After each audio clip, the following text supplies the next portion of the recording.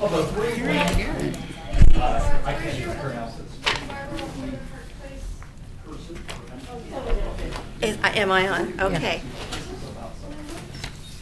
Welcome to the February meeting of the Citizen Involvement Council.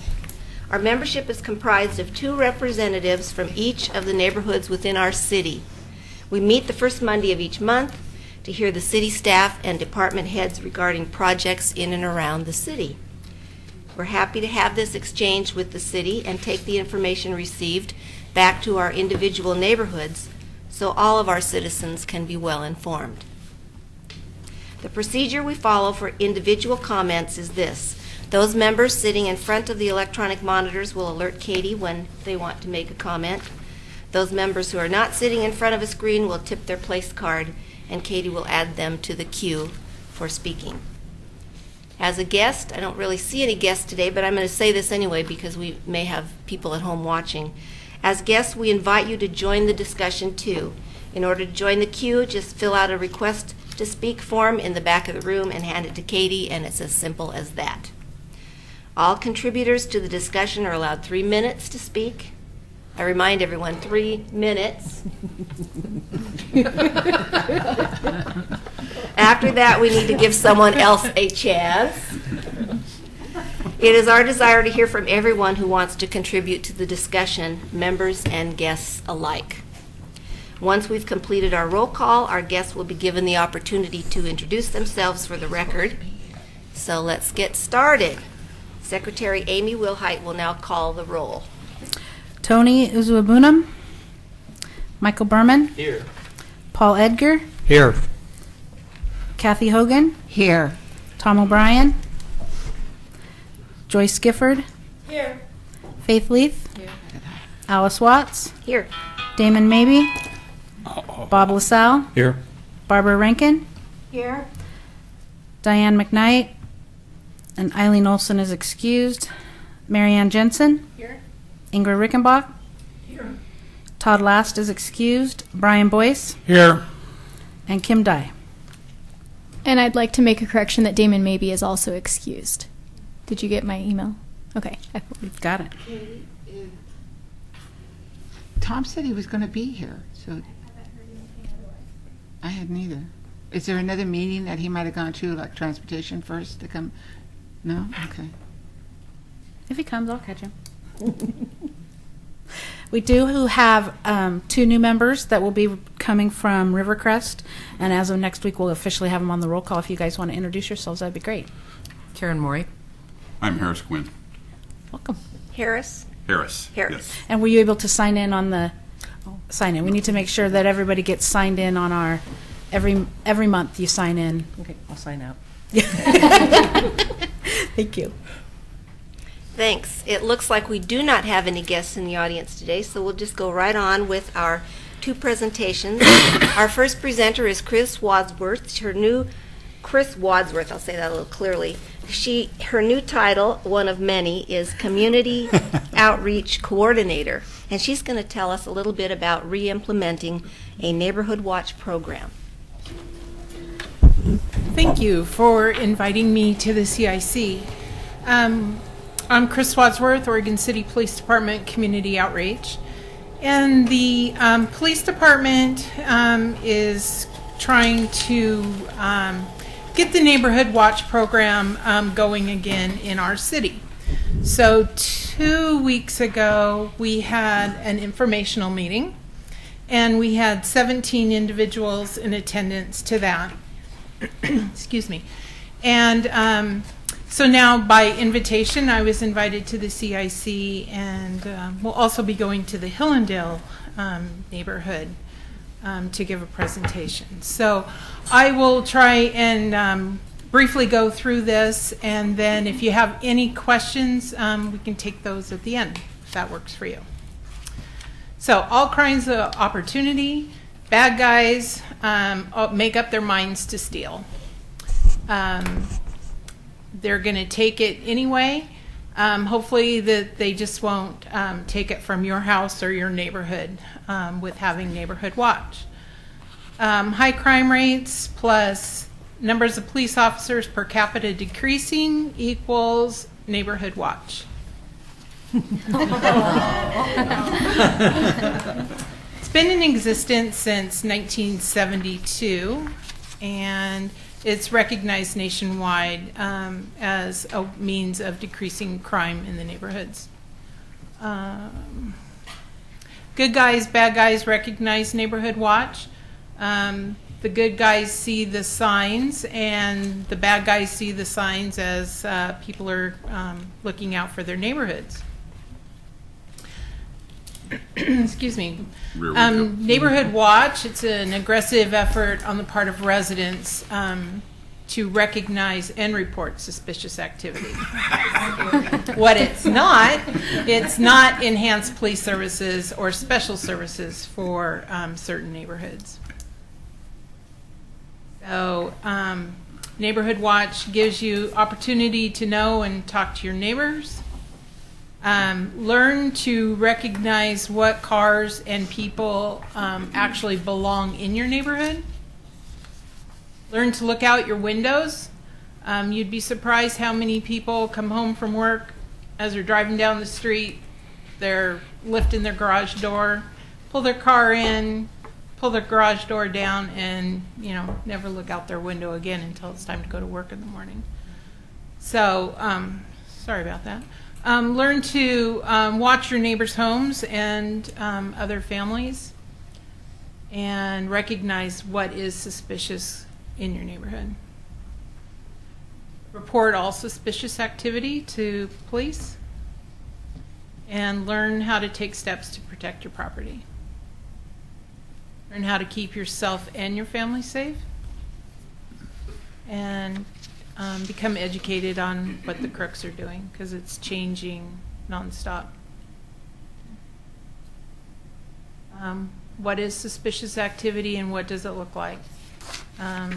What that guy has in his hand is a Slim Jim, so he's going to pop the lock on that car, which it looks to me like it's also a convertible, so that seems rather odd, but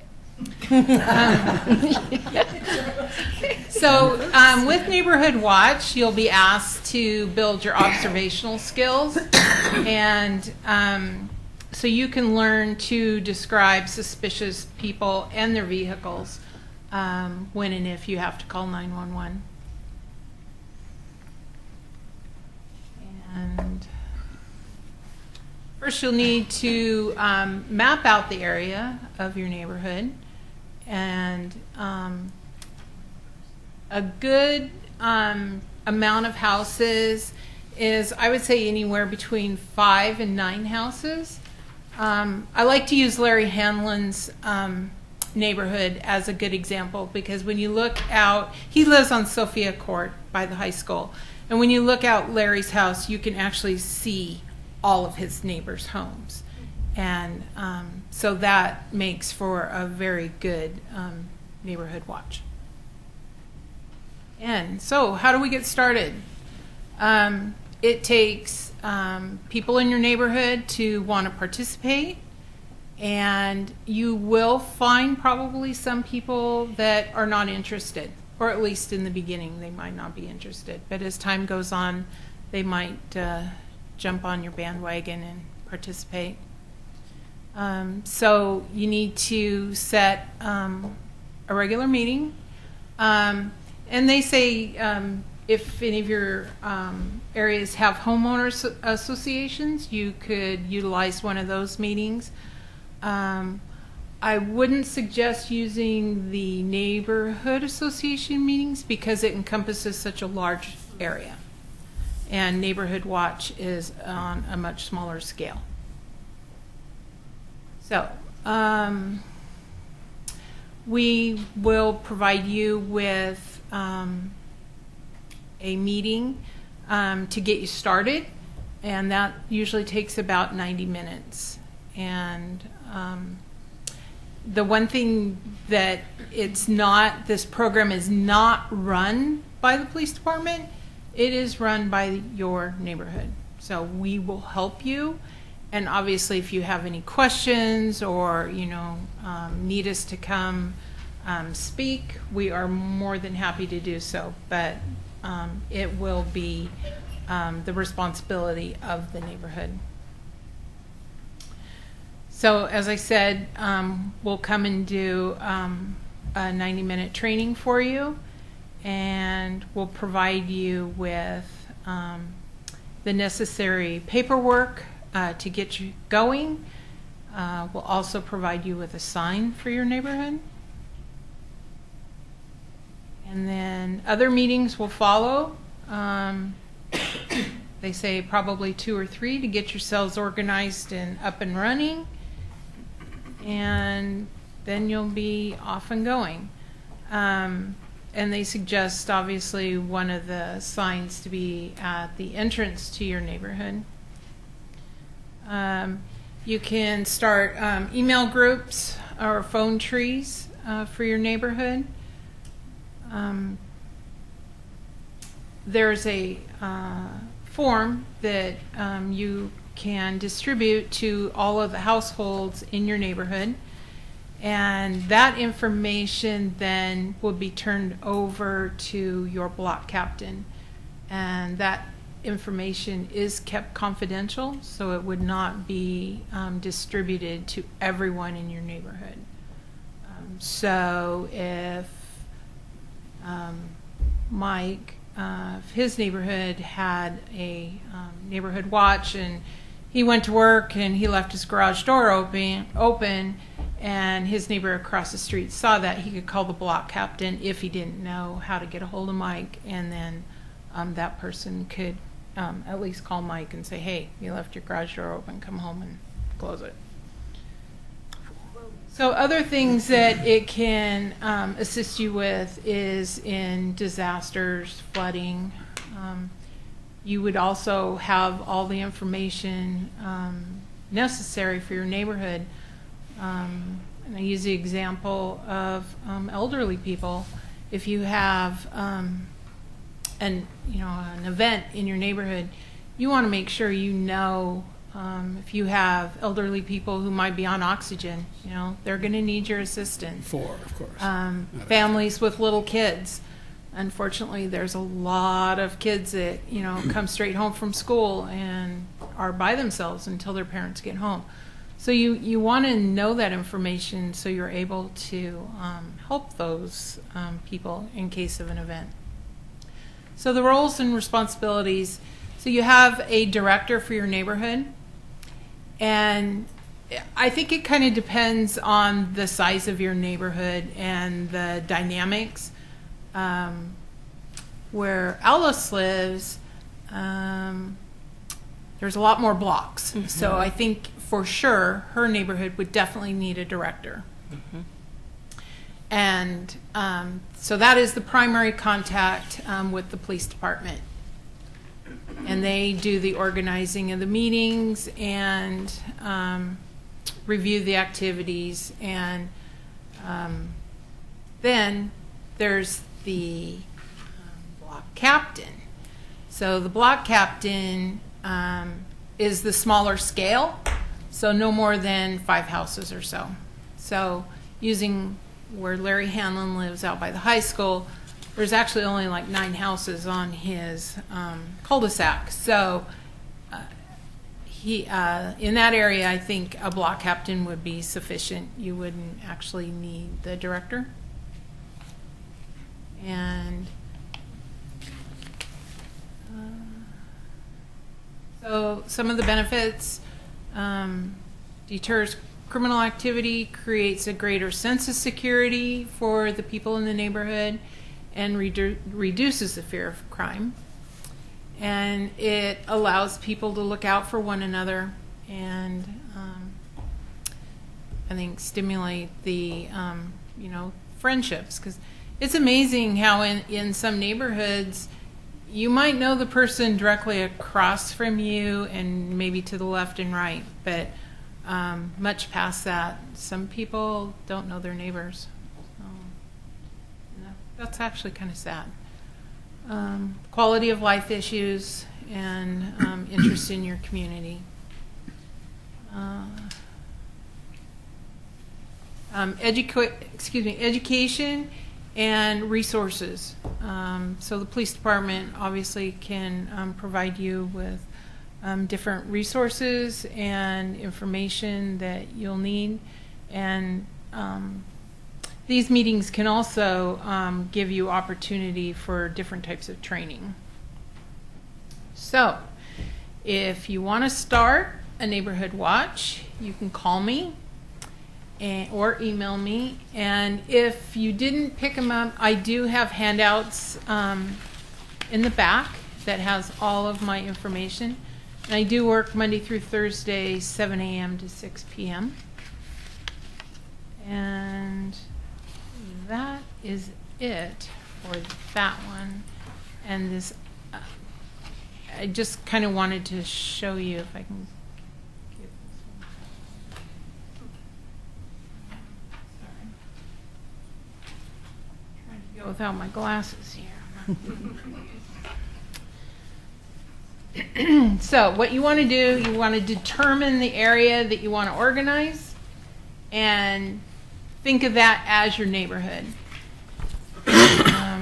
Talk to your neighbors, get a feel for the level of interest that might be in your neighborhood. Determine where you want to hold your initial meeting. If any of you have a home that's large enough to hold a meeting, that's great. Obviously, I would be coming to your first meeting, so if you would prefer to have that meeting at the police department, I would be more than happy to host that for you. And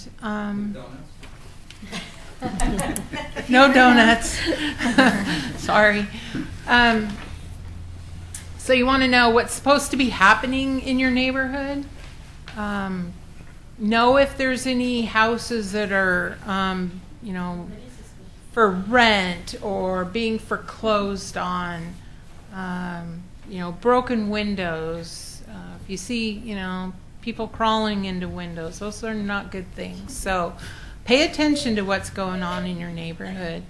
And like it says, trust your instincts. If the hair on the back of your neck's standing up, it's probably not a good thing. So don't second guess yourself, and if you think it's not right, it's probably not right, and you need to call dispatch for the non-emergency or 911.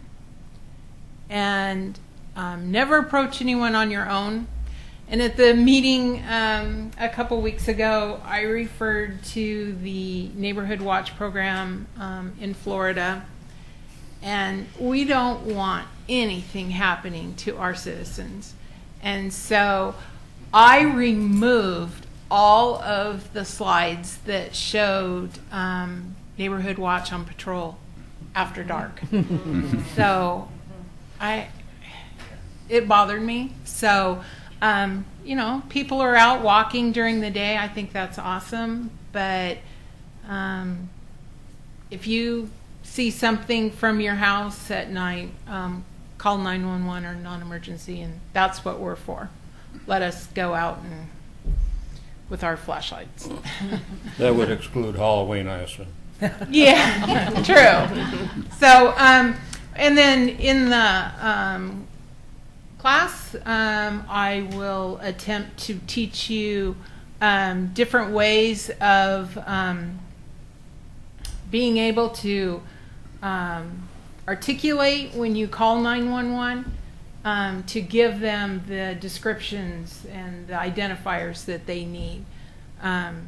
Because if you can say it's a male, he's 6'2", he has on an orange sweatshirt, he had on beige pants and the type of shoes, he might be leaving your neighborhood, but that gives our officers a little bit more to go on than just, you know, well, it was a guy and he had short hair. And so I will do my best to teach you how to learn to use those identifiers.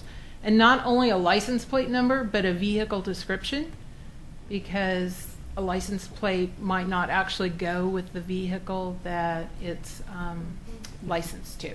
So these were just a few of the maps from the meeting that we had a couple weeks ago. So you can kind of see what a neighborhood would be. This particular one, we were looking at Century Drive. So there was quite a few houses. So in my opinion, there would be more than just one block captain. This is Pearl Street, which is between Lynn Avenue and Molalla. And what I was trying to show here were those apartment complexes. So that can also be a neighborhood. And you might consider having a block captain for each of those particular units or complex, but each building, yeah. And this is Sophia Court, just to the south of Oregon City High School. And as you can see all the houses. So that would probably only require one block captain. And this is close to where Alice lives. And so from where she lives, she can see across the street and to the sides and maybe in her backyard. But for those, I would say would require more block captains. This is over by the Carnegie, and basically kind of the same way as on High Street. So I think we actually have to look at each neighborhood separately and figure out what would work best for your area. This is where Joyce lives on Beaver Lane.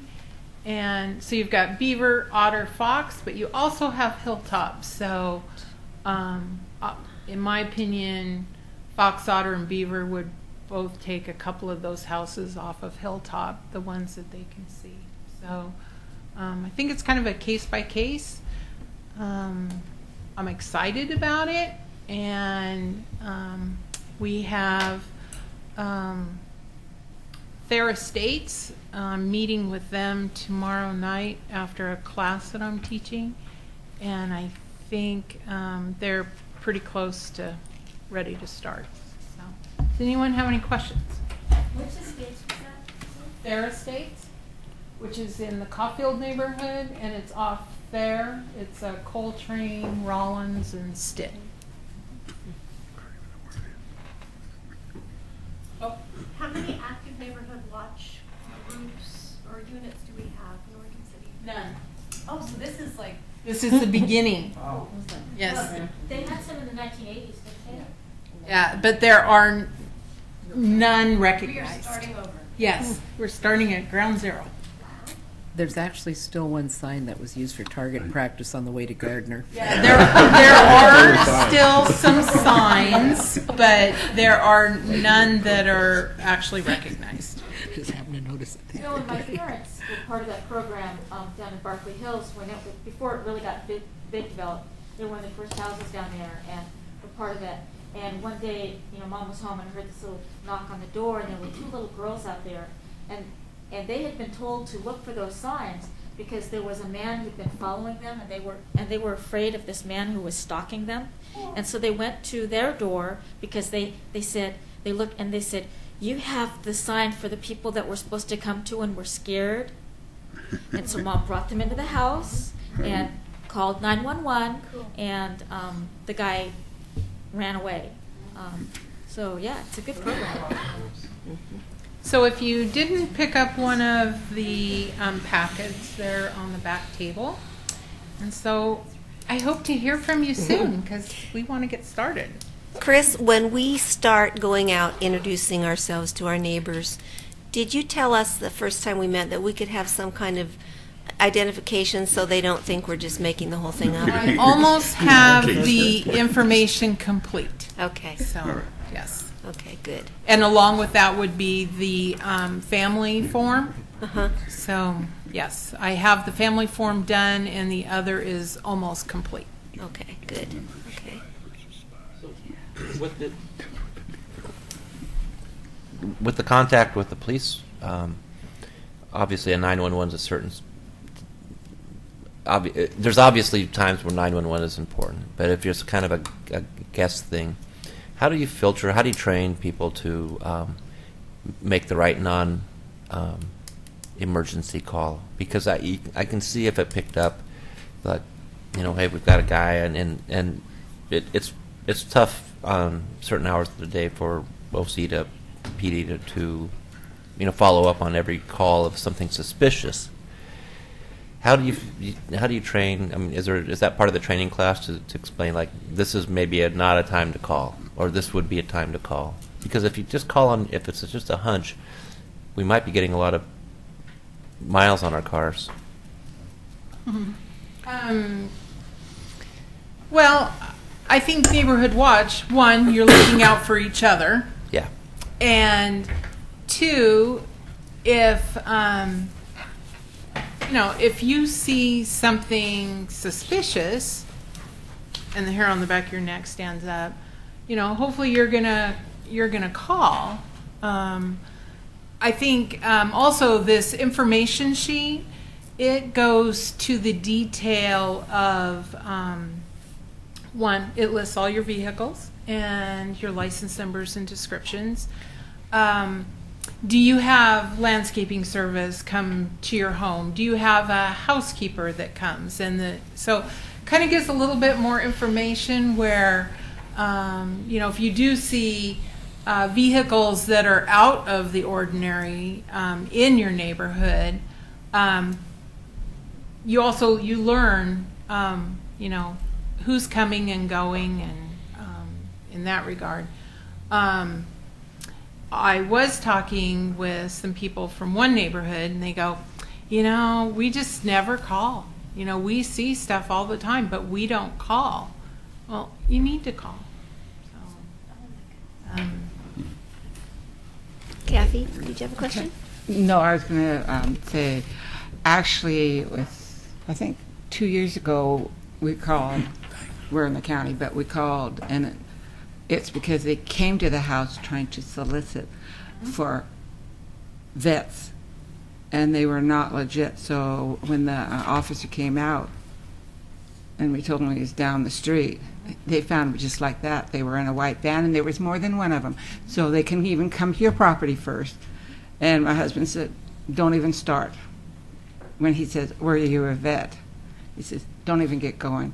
And they gave us the name of it, and the officer had his computer. He brought it up, and I says, is it? And I went down to find out what was going on, and he said, is it legit? He says, oh, very questionable. And then they moved on from here because they didn't have a city permit. And the officer says, you can stay here, but your driver and you both will be getting a ticket and a fine because you don't have a permit and permission, to go around.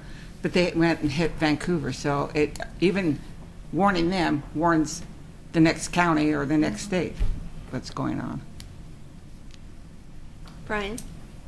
I wanted to ask if there's commercial addresses mixed in, how is that handled with Neighborhood Watch? Are they potential members as well, or? Sure. Yeah. Okay. You're thinking like for Main Street and that? Well, for instance, I have South Fork Water Intake next door. Mm-hmm. Yeah. I don't know if there's people there all that much to really participate, but it's just an example. And there's other places in our neighborhood association, and also mine, the natural people to be in a neighborhood group with are in a separate neighborhood association because the dividing line is the street in front of me. Yeah, So, it doesn't.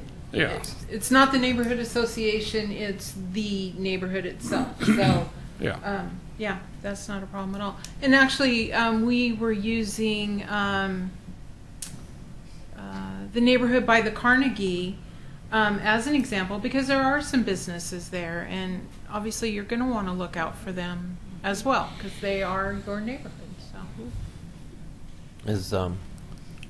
Is McGruff the crime dog part of this deal? Is he still around? Did you want him? Yes. He can be rented. I think we bring him back. Bob? What is the police non-emergency phone number? 503-655-8211.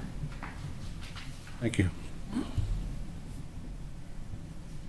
That it? Anybody else? Okay, thanks, Chris. I look forward to hearing from you. Okay. Super Thank good. you. Super good. Okay, and piggybacked on to the idea of restarting our neighborhood watch is William Gifford. His presentation is entitled Social Connection and Trust Between Neighbors, and this is going to be real important when we start reaching out to each other. So, William, thank you. Thanks very much for the opportunity to be here. It's odd being on the other side of the bench after so many years on that side of the bench. It's nice. But thanks for the opportunity to talk about this perspective. There's some people here that might not know me, and so I thought I'd give a little introduction in the fact that I used to be, well, technically it was the co-chair of McLaughlin, because for all the years that I served on McLaughlin, I could never get another co-chair. So sort of the chair, but the co-chair, and of course Alice was our secretary-treasurer at the time, as I recall. I think so. Actually, I started back when I guess Tim Powell and Dean Walsh. Dean Walsh were there. Yeah, we were meeting over in the library. Well, that was a long time ago. So I got involved in this reactivation effort of a lot of the neighborhoods, as some people know, that might not be here if I hadn't been going out and beating the bushes to get some of these neighborhoods reactivated. Tony probably wouldn't have been here, and maybe Amy. But there were a lot of people at the beginning of all of this, that the neighborhoods started back in the late 80s and the early 90s when Dan Fowler actually formed the neighborhood associations. And Mary Palmer, of course, we had, God bless Mary, got a lot of good things going. Unfortunately, lost her position. But there were a whole army of people. There was Patty Brown and Diane McKnight and Joan Schultz, who for a long time, when things were falling apart, was trying to keep both Gaffney Lane and Hillendale together in much the same way that Kathy was trying to hold South End and Hazel Grove Westling Farm together. It was a pretty loosey-goosey time, but there were a few of us, such as now Commissioner Betty Mumm and Chris Wadsworth and Damon Mabee, Larry Hanlon, and I went around to an enormous number, well, all of the neighborhood associations. I went to every neighborhood association meeting, and sometimes for years before we could get these things reactivated, and then served as a CIC secretary. I'm currently serving as the land use chair for the Hillendale Neighborhood Association, so that gives me, I'm hoping that gives me some street cred with my concern and passion for neighborhood associations. I didn't choose the topic title, actually. This is your chair's creative invention of social connection and trust between neighbors.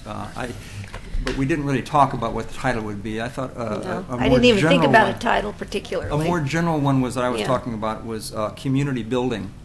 And I wanted to give you a little background as to why I even brought this subject up. Is that a few weeks ago I happened to be at a presentation, and Vic Atiyeh was the guest speaker. Now, Vic Atiyeh, for newcomers that might not know, was Oregon's last Republican governor, and a real gentleman and a statesman. He and his wife are celebrating their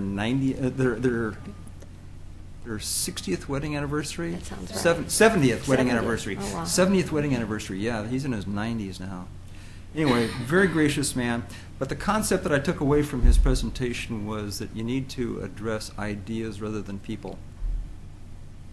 It didn't make any difference on his particular staff if there were men or if there were women. It didn't make any differences.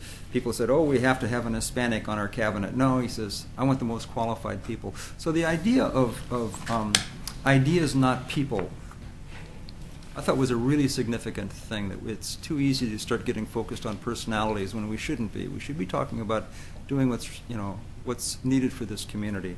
And I want to give some ideas about an ongoing purpose for the CIC.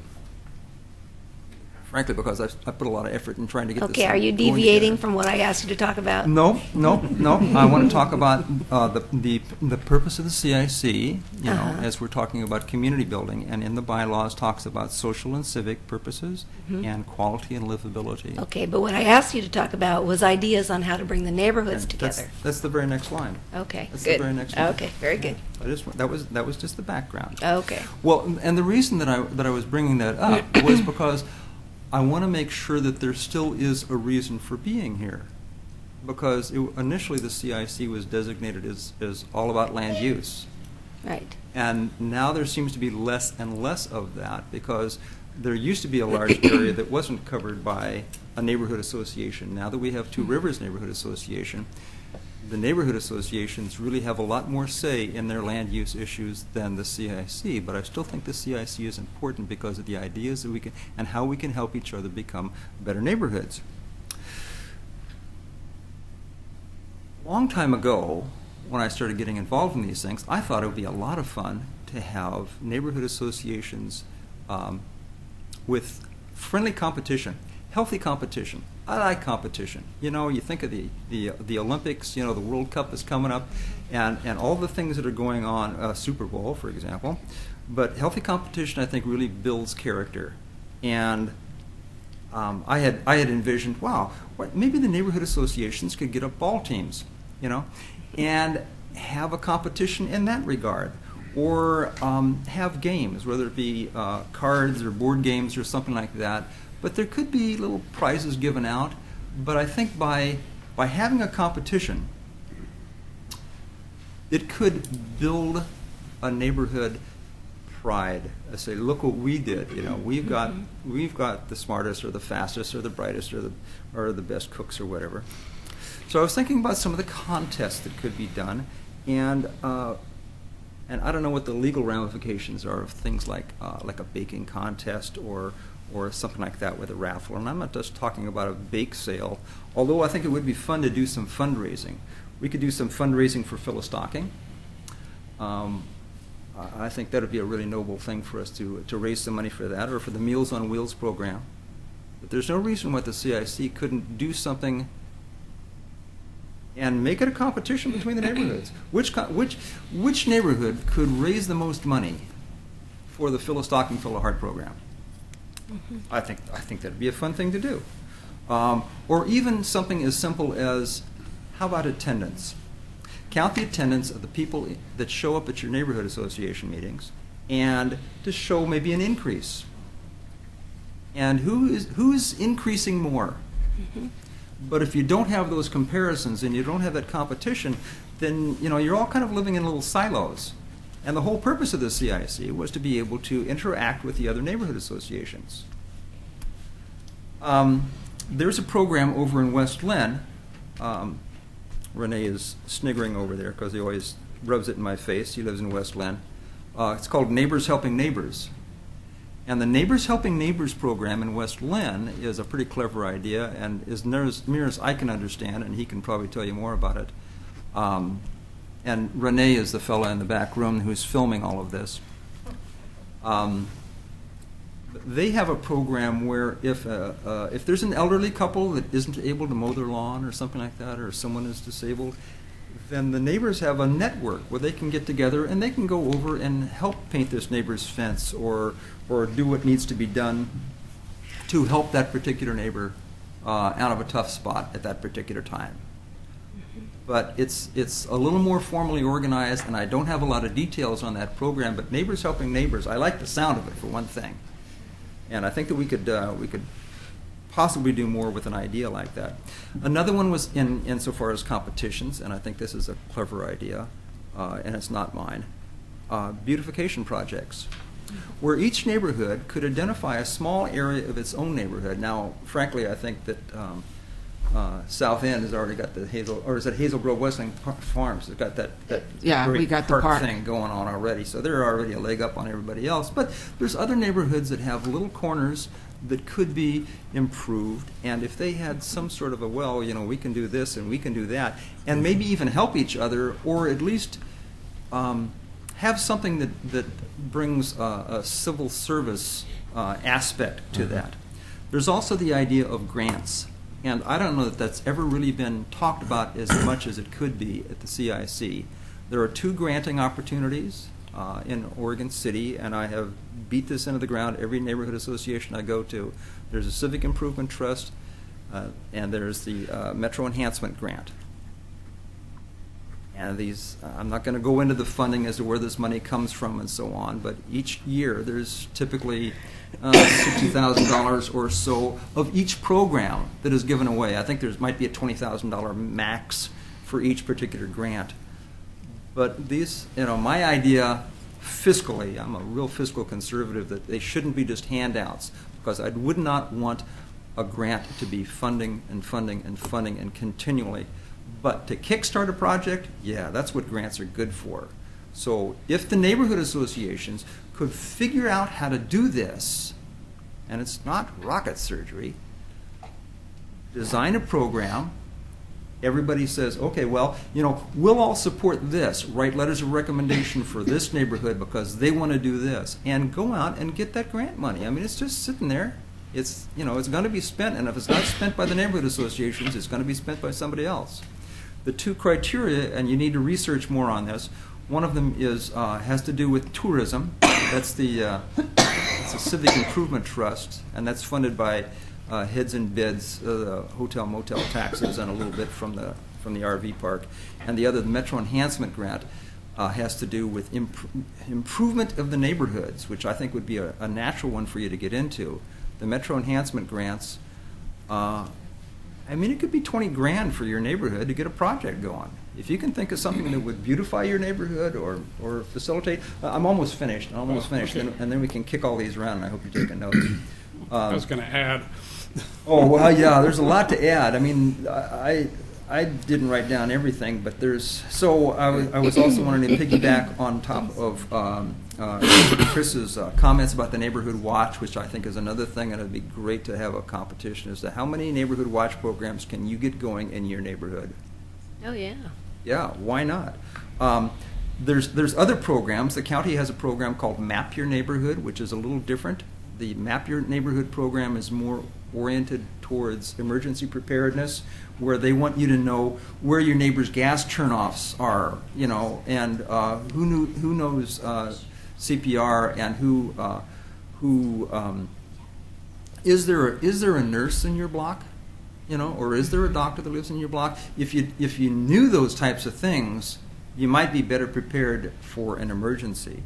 There's also I think it's Chris's CERT training. Is that county or is that city? The CERT is CERT. Mainly put on by the fire department. Yeah, I think that's the fire district pretty much exclusively. But the CERT program is another thing, and I don't know how many certified emergency responders we have in our neighborhoods. Who knows? Who knows? And something that Commissioner Roth has pointed out that I tried for myself, and I'm really amazed. For those of us that are living in the 21st century and happen to have smartphones and know how apps work, it's really amazing app called Alert ID, ALERT ID, and boy, I mean, it tells you, it says 1.345 miles from your house there was just a drug bust, or there was a sexual offender, or there was a burglary or something like that, but it pops up on your phone and lets you know what's going on in your neighborhood, and it's very geographically specific. So another project that I thought might be interesting, if the CIC is looking for something to do, is, and that was, I wanted to build a little bit on what Brian was talking about the alignment of the neighborhood association boundaries. From my perspective, those boundaries were, I think, almost capriciously set. That they were looking for basic clumps of population, and they were divided by street. So there's neighborhoods that are this side of the street is, and I'll give you Warner Milne Road, for example. The police side of the street is in Hillendale. That church right across from the police station is in Berkeley Hills. So even though the same issues on the same street pertain to them, you've got to bring two neighborhood associations in. And so I don't know why somebody isn't giving a little bit of thought as to how we, could we realign these things on properties rather than on streets? Just something to think about. There's a great story about Hitler, who went to the King of Denmark. This was before the war, not very long before the war, and told the King of Denmark that he thought it would be a good idea if Germany and Denmark united into one strong country. And the King of Denmark was a very shrewd old guy, and he thought about it for a little while. And he said, "My friend," he says, "that might not be a bad idea, but I'm going to have to say no because I'm too old to run a country that big." After the war, there was an interesting question about the boundary between Denmark and Germany, and that was voted democratically, because there were people in Denmark that really felt that they were Danes, and Germans felt that they were Germans, but that area in the middle, and so they actually, it was democratically decided as to where that boundary ought to be, as to which neighborhood you ought to be in. I know one fellow who lives in Berkeley Hills neighborhood that is almost completely surrounded by, and more logically belongs in either McLaughlin Neighborhood Association or in Rivercrest. And I talked to him. I said, "Why don't you go to your neighborhood association meeting?" He says, "That's Berkeley Hills. That's way up there. I've got nothing in common with Berkeley Hills whatsoever." And so, well, why don't you petition? And I don't think anybody has changed the boundaries in a long, long time. I mean, there used to be Buena Vista Neighborhood Association, which was absorbed into McLaughlin Association because there weren't enough people in it. But it's been a long time since those boundaries have been realigned. And there's another reason for considering that. The police statistics that all of our neighborhood associations get have to be patched together, because the police reporting is on a different geographic scheme than the neighborhood association boundaries. And I'm not necessarily suggesting that we realign all of the neighborhood association boundaries just to match the police reporting, but it seems as though there could be some consideration as to how can we get more accurate statistics about our neighborhood associations. And speaking of those statistics, I would like to see those as comparative. It's not just the fact that there were 5 break-ins in this neighborhood and 7 break-ins in this break-in and only 1 in this one and 14 over there. It's how much was it last year? Are we safer? Are we, what's our population also? Of course, I'm kind of a numbers freak too, but I think it'd be a lot of fun to see what the population growth or shrinkage is of those. Here's another thing that I think that the CIC ought to be involved in very soon, is that this May, and this coming day after tomorrow, this Wednesday, the City Commission will be voting to put a bond measure on the ballot for the library, and it'll be a bond that's not going to cost you any tax dollars, and it's difficult to explain, but I think that you ought to get the library director in here. Because once that gets on the ballot, they can't advocate. Mm-hmm. All they can do is provide information, as you know how that rule goes. Right. But I think that you ought to find out more about the library bond, because I think the improvement of our city library is going to help this entire city. And I think it's really, really important. And the fact that you're already paying for it in the library levy that was already passed several years ago, it's not going to come out of your pocket, but it sure will improve the community, and I think that the CIC ought to get on board and support that. Maybe even to the point of, writing letters to the editor or something like that. As a matter of fact, there's another PAC meeting tomorrow night. If you want to get involved in that PAC meeting, somebody can get in touch with me. Another thought that I had, and I haven't really seen this, is I guess next month there's going to be the annual State of the City address by our mayor, his last State of the City address. And I've never really heard a State of the CIC address. Mm-hmm. In all the years that the CIC has been going, there hasn't been any formal report back to the City Commission as to, here's the CIC, this is what we've done this last year, this is what we project next year. Here's just basically the state of the CIC, and maybe the neighborhoods could say, here's what we did last year. But this is a good time of year to be thinking about that, or at least setting it up for next year, as to having a status report. I was reading in the CIC bylaws about the privileges, rules, and responsibilities of the members, and part of that is committees.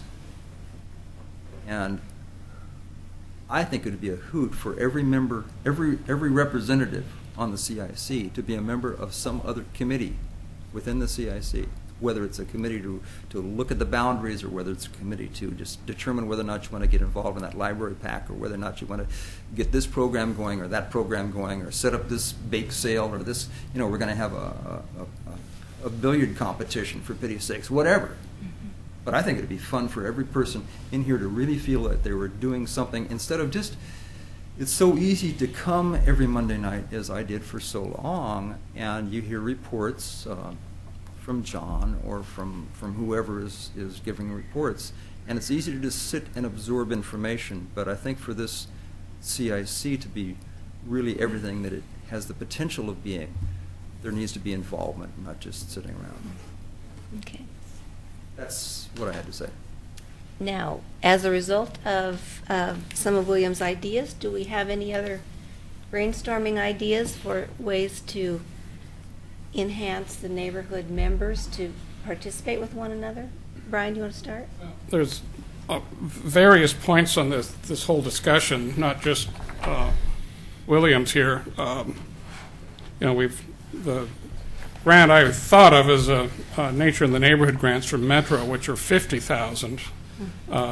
The Greater Oregon City Watershed Council is working on some of those right now. They probably are pretty busy for a couple of years, but after that, if you have parks that have natural areas that aren't mown every few weeks and so on, the Metro loves to finance those, and they have good funding to back that up.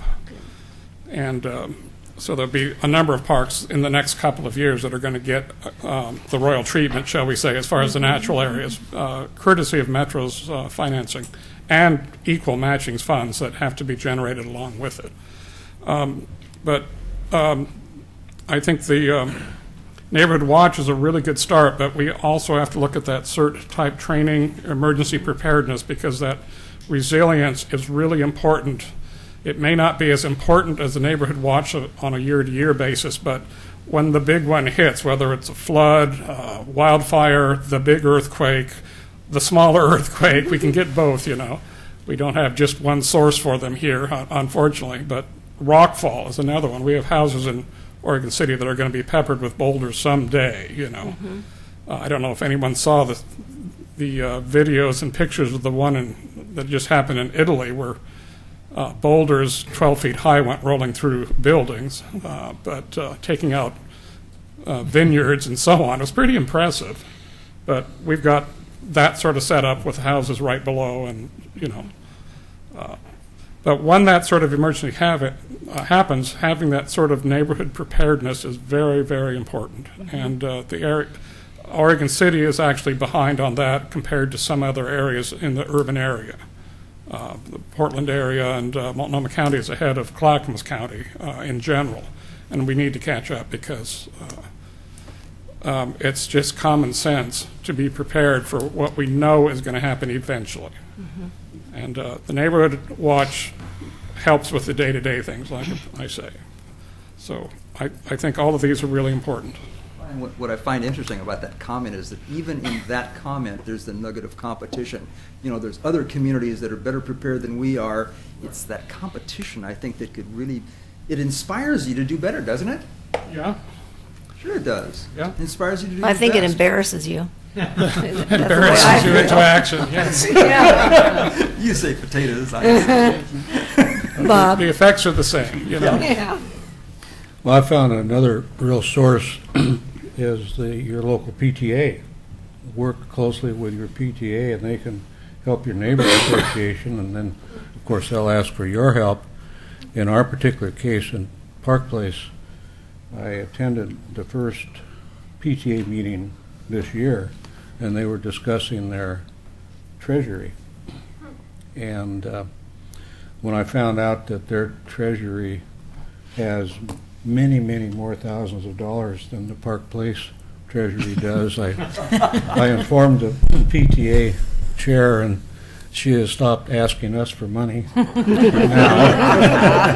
But our relationship is becoming stronger and stronger, so that's a good source. And they'll announce your meetings in their newsletters. Hmm? They'll announce your meetings in their newsletters. Yeah, yeah. Yeah, they will. Kathy? Yes, Tom O'Brien already is in communication with the Parent Teachers Association. They do announce in that our newsletter, and actually South End Road needs some of the rock moved that's coming out from underneath the hillside that's falling, and keeping it back with the mesh not real good, because there's rocks that are definitely coming out into the road, and the more that come down, the more that are going to be pushed out. And on the neighborhood association boundaries, I think some areas like out South End Neighborhood Association and Hazel Grove, we pretty much had a pretty good division when we did that, but there might be others that haven't. So I mean, those that haven't, you know, would be the best to start concentrating on, and the ones that already have different issues than where it's already all developed. Since we aren't all developed, we are bringing those people in, and there are new homes coming in this year probably. So it wouldn't be any good to develop it, change some of them, because it would make it too small for a neighborhood, and you don't want to make it too large or too small, otherwise you don't have a place you can get in. It's the Goldilocks. Yeah. Not too big and not too small. No, so. The idea about the rocks is a great idea to consider if there could be some granting opportunities for that. And speaking of the PTA, it was at one of the South End concept plans that I introduced Tom O'Brien to the principal of the school at that time to encourage them to get involved with it. When John, he does know about the rocks, and so does Paul Espy, because he came down and saw them, because he comes down that way. That's true. They're not all. John's very good about finding grants, but Because it really needs to be cleaned up or some way secured, because It's a county road, and it's that happens to be a section that's that nobody county- wants. Okay, yeah. but I think we're getting off subject here. Tony, would you like to chime in? Yes, just a little bit about the ways whereby neighborhoods associations could be able to interact with each other. And, you know, I remember there was a time sometime last week, talked about the next door neighborhood.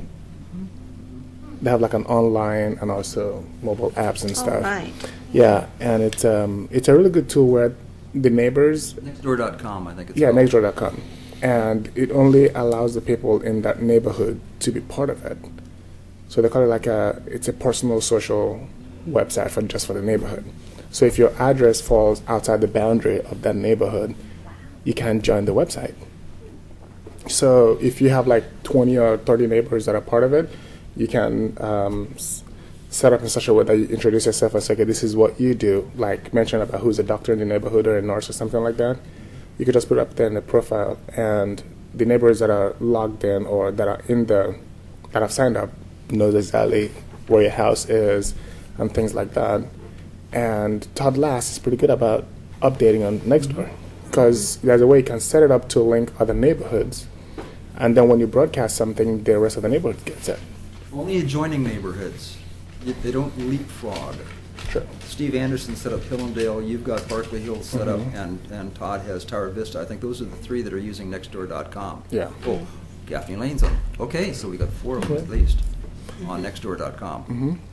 So I believe if we get our neighbors to sign up on Nextdoor, it'd be a good way, instead of, with the work hours, leaving in the morning, come back in the evening, maybe making dinner, you really have time to go door to door to talk to someone, except maybe on the weekends. But if we can get them to sign up on this, we can easily just send out an email or a text, and we know their address. If something is going on, we can just give them a call.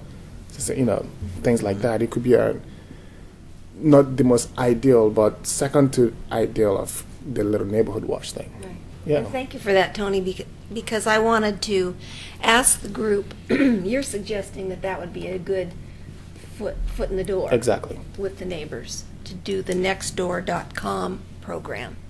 And what excuse me, what I wanted to ask the members is, what do you see as your stumbling block in, let's say, the block that you live on? If we were going to try to establish a neighborhood watch, and somebody has to go out and introduce themselves to the neighbors, do you see that as a problem? What would make it easy for you to get this going? What are the things that we need to overcome in order to make it happen? That's what I'm asking you. Joyce? I would need the police department to point out to me the drug houses that I suspect are on my street. You know, I'm already afraid of several of the houses, so I'm not even going to go ask them, do you want to be part of my neighborhood watch? Come and watch my house. Sorry, you know, it's And here's the key. And right now, you know, there are about 4 of us neighbors, and we do help each other, and we watch out for each other. And we're, you know, not officially, but, you know, we all trust each other. And sometimes as I'm walking down the street, one of them will come out and say, you know, did you see all the police cars down at the house down at the corner the other day? And I said, yeah. You know, when there's 5 Oregon City police cars and they spend 4 hours at one house on a weekend, and I'm thinking, that's got to be everybody that's working. You know, I'm afraid for the rest of the city, but I know that they're there watching out for me. But that is, you know, you have to be careful who you're going to approach when you go out to your neighbors. That's a very good point. And I think right now, though, opening the communication, and when we first moved into our neighborhood and didn't know about that where we were moving, that there would be a lot of drug houses in that neighborhood, the first thing that especially William did was made friends with the kids. Because the children, when they learn to trust you and talk to you, that really opens up the doors to a lot of things. Although, you know, one of the neighbor girls was talking to William one day, and her mother came out yelling at her not to talk to strangers. And she looked at her mom and said, but this is William. So, and that is a caution. If I was a parent, I don't know. If I knew William, you know, if I was the parent and I knew of him, then I'd feel okay. But I don't want my children talking to strange men with beards. Santa Claus, of course. Yeah. So there, you know, that's one of the things. Is so taking stock of where you are right now, who of the neighbors do you know, and who would you trust? And, you know, you need to kind of start that slowly. But that next door neighbor online thing is pretty nice because, you know, from what I've seen, several little lost dogs have been found. That's what gets posted the most. So-and-so's dog ran away. If you see a dog with this description, and then it goes around, and then suddenly somebody will post and say, so-and-so saw the dog, and now the dog's back home. And 15 postings. Yeah, so it works. And they have a mobile app as well. A mobile app, which you can easily just, you know, sign onto it and you're good. Sends you, sends you alerts. It's on any smartphone, iPhones. Yeah. Great. Barbara? Yes, we have a dog, and I think that's another way. If any people in your neighborhood have dogs and you walk them in the neighborhood, you learn who the neighbors are really readily. And you can, we live in the Barlow Crest neighborhood, so there's little streets and pocket streets, and it's not a big long street, in other words. So you can easily break it down into little groups. And I think you could probably talk to somebody in each one of those groups, walking your dog over time. Is your button not working, Paul? Oh, I'll make it work, I guess. Okay. Go ahead.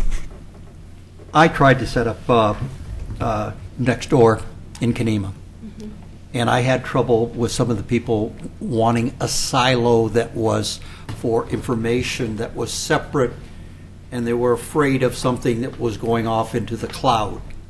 and the rumor got out, and we got I think it was 6 or 7 people to sign up, and we needed 10, and we were unable to get the last ones because it got rumored to death, and I was very disappointed. But this neighborhood watch opportunity is where I think you hit it perfectly, Alice. We need a good document that allows us to go out, and this is really something positive, and it's about being in protection of your own world around you, and it's collaboration with everyone around you.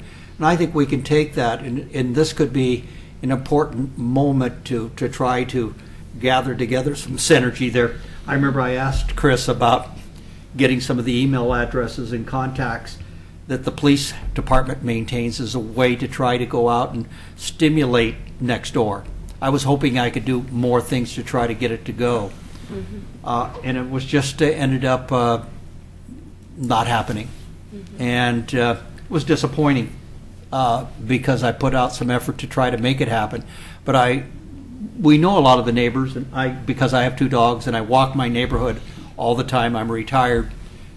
Every kid in the neighborhood knows me, and most of the parents and everybody. So we talk all the time. And you know how many people are in each home and what their we're pretty. But this mapping your neighborhood, doing this with Map Your Neighborhood, so that we are better care providers, not just providers of watchful eyes and protection, but it's like this program that the fire department has right now of trying to teach a segment of the kids CPR.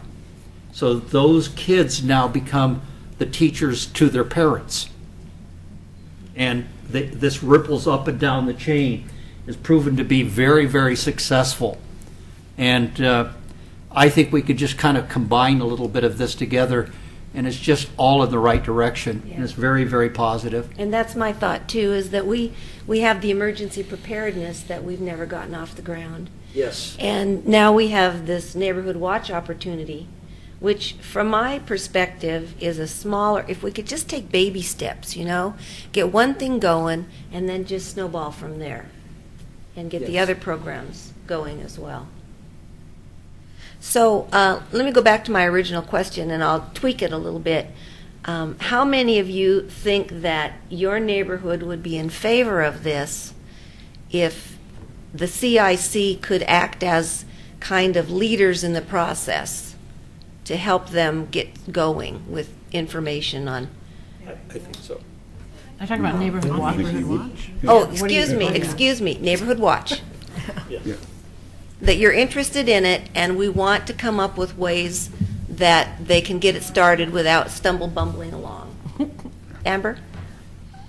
I was going to say, I don't know how much of a role CIC as a body needs to take in this. I think more so it's a matter of each of our representatives taking that back to their neighborhoods and saying, this lady right here is the one to bring in. So I don't know that there's a lot of effort that CIC needs to officially take on. Well, I'm kind of encouraged by something William said tonight, and that is that I think we need to have a project of some sort that we should be helping our neighborhoods with.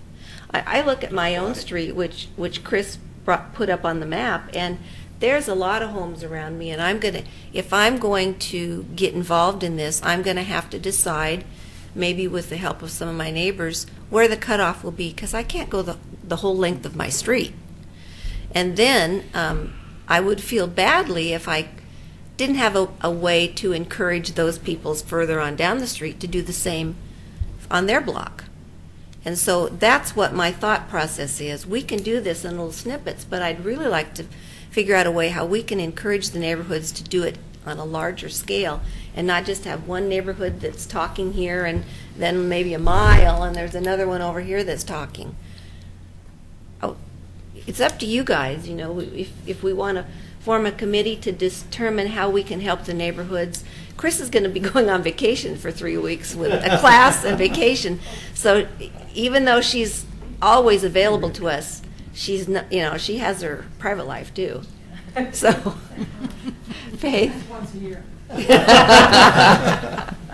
when I went to that meeting that she held a couple of weeks ago, and that's why I invited her to come to the Hillendale Association, so that we have some people from scattered around in our neighborhood that come to that meeting, and that's the way to get. And then she'll do an informational thing. Oh, I'm sorry. I'm sorry. And then she will. I have no idea how much interest there is beyond the 5 houses that I know about around me, that I know those people. But beyond that, without going and knocking on the doors and stuff, I have no idea who would be interested, what the interest level is. Right, and that is the first step. Because if the people around you are not interested, it's kind of dead in the water. So if we all have Chris come to our different neighborhood meetings, and then you can see how much enthusiasm there is there. Okay. And then go from there. But okay. When are we going to let Chris go on vacation? Well, exactly. I feel she can do this. My reaction. Yeah, my reaction to Chris's offer is this: that there's a lot of neighborhood associations that are going to probably each one of you is going to want to hear from her, and that's a lot of nights for her. And I just thought that as a CIC, we could get involved as well. Kathy? Okay. On that note, Hazel Grove Tom has tried to do the mapping for, their catastrophe, and it's not getting much results. Most people don't seem to be interested. But on the same token, if we have the paperwork that we get, or something to give to them, for the few that might be interested, even if you just get 5 houses in your circle, and only one person wants to do it, if they can at least do it with another neighborhood, then you have a small start. And if you have the information to give to them, because maybe somebody else on the other block is a friend of yours, you could give them the information and let them know what's happening. But we need the information, something to give them to break the ice. But so far, we've had Chris come out to ours in the last 20 years, or whatever it's been. I've been there. We've had Chris come and other people come, but very few people will take up the bandwagon and move with it. Okay. And they're private. They don't want to get. Yeah, and that's been my concern, and that's why I welcomed William tonight to share with us some of his ideas. But we need to have something in hand to even just get started as a neighborhood chair. Well, maybe we need to start a little softer than that, like with some kind of social activity that doesn't even talk about neighborhood watch, but kind of on a side note, but not as the primary thing, rather than going door to door. Well, National Night is a good, continuance. If we start because we have our meeting in April, somebody else has one maybe in March. Right. To get started, it's winter. Maybe might like to come to a neighborhood meeting and get out, and then actually to really hit it on National Night Out, because that is something. Good idea. Should we? National Night Out. Okay. Yeah. Should we pass out CIC stuff when we have a booth there on National Night Out? Yeah. You can You could also do it at the farmers market. You could even start there on two Saturdays a month if you have something up. We're getting somewhere now. Bob? A question for Chris. You're putting together some flyers that we can pass out, is that what I understand? Paperwork, right. And how soon can we expect that, and how many can each of us get?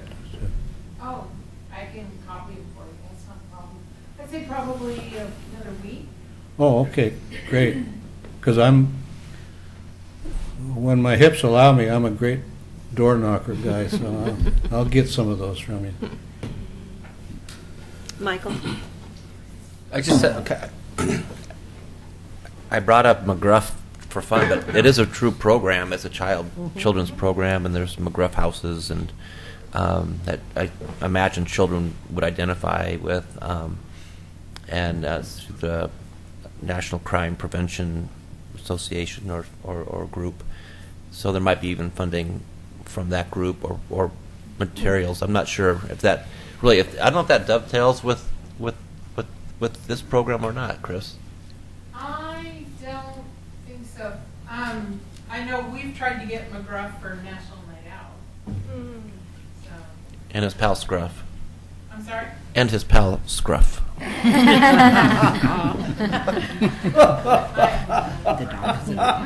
Take a bite out of it. That's right. Amber? Thank you. And I don't want to be the person that rains gloom and doom on people, but is there a point at which sometimes we need to remind people of, say, crime statistics that touch folks right here in our own community? Incentives? To really, because if I'm busy with just life, it might not be enough to get me going, but if I have a little bit of a, oh, duh, I really do need to protect my home and my family, and this is happening nearby. I've got to tell you that in our neighborhood, when we hear those things happening, we are all more vigilant.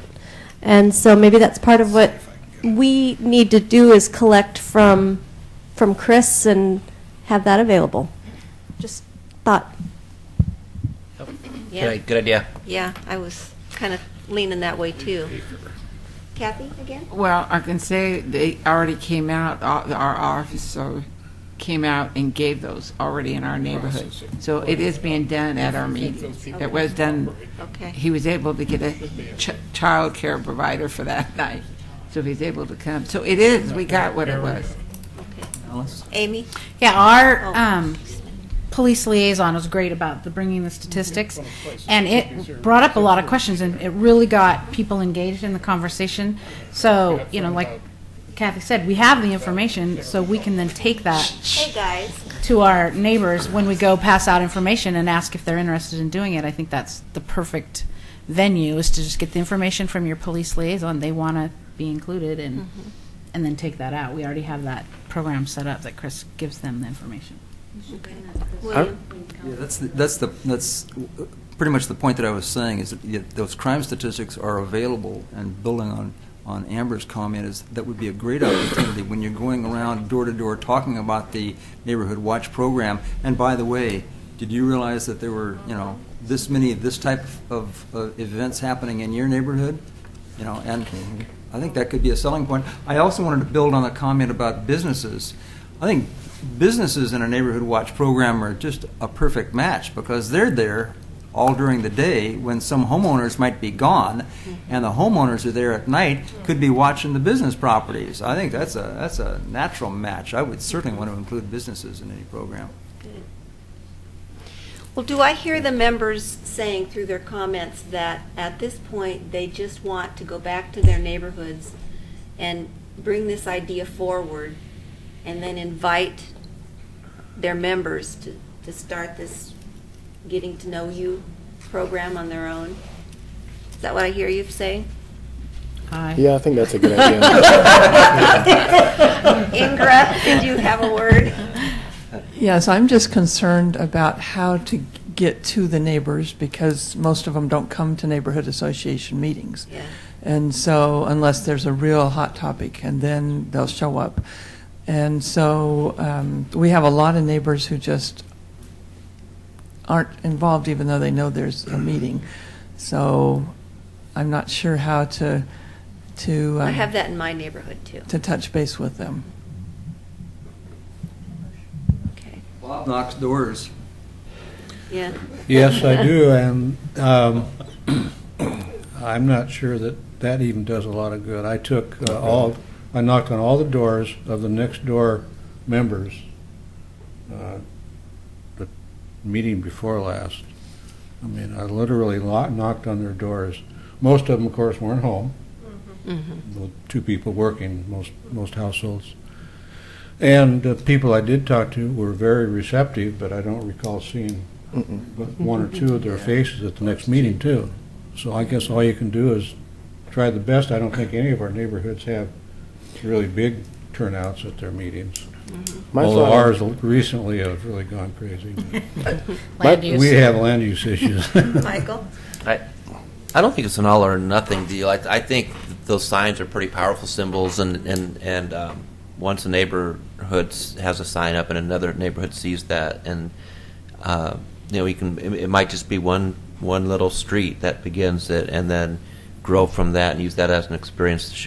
When it's tangible and you can see it and feel it and show it to somebody, then that it's better than maybe just this. And the time constraint, people are always worried about time constraints and getting involved, but it's pretty powerful to have have that sign up, and then the next door neighbor can see that and say, well, we'd like one on our street, and see how that goes for our block. And so maybe it's just a matter of not getting the whole neighborhood at once, but trying to get one or two or a dozen blocks or the small segments, and getting a few of the captains or street safety captains or something like that. Yeah. Directors and captains. Yeah, get a couple captains out there and Pull out of the jar. Yep, it spreads around.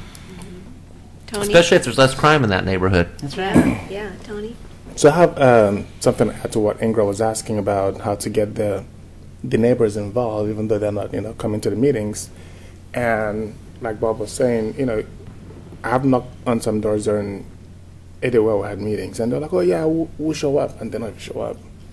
So yeah, they're like, "Yeah, I'm just gonna get done with the lawn and they'll show up," and no, it doesn't happen. So obviously, the door that they're knocking, as effective as it might be to pass out paperwork, doesn't guarantee they're gonna come to the meeting. And as I've noticed in real estate, a lot of people these days are online flippers. They want to do something online. They have smartphones. They just get all these tweets and whatever. And I think that's still a good way to be able to reach out to the neighborhoods if we can get them to sign up. We have a Facebook page, and it gets updated every now and then. And then the next door thing I think is a great idea. You can request on Nextdoor to send postcards to the neighbors with their names on it and their addresses, and then they will get it with the instructions on how to sign up. You really don't have to show up, as long as you know their name and the house they live in.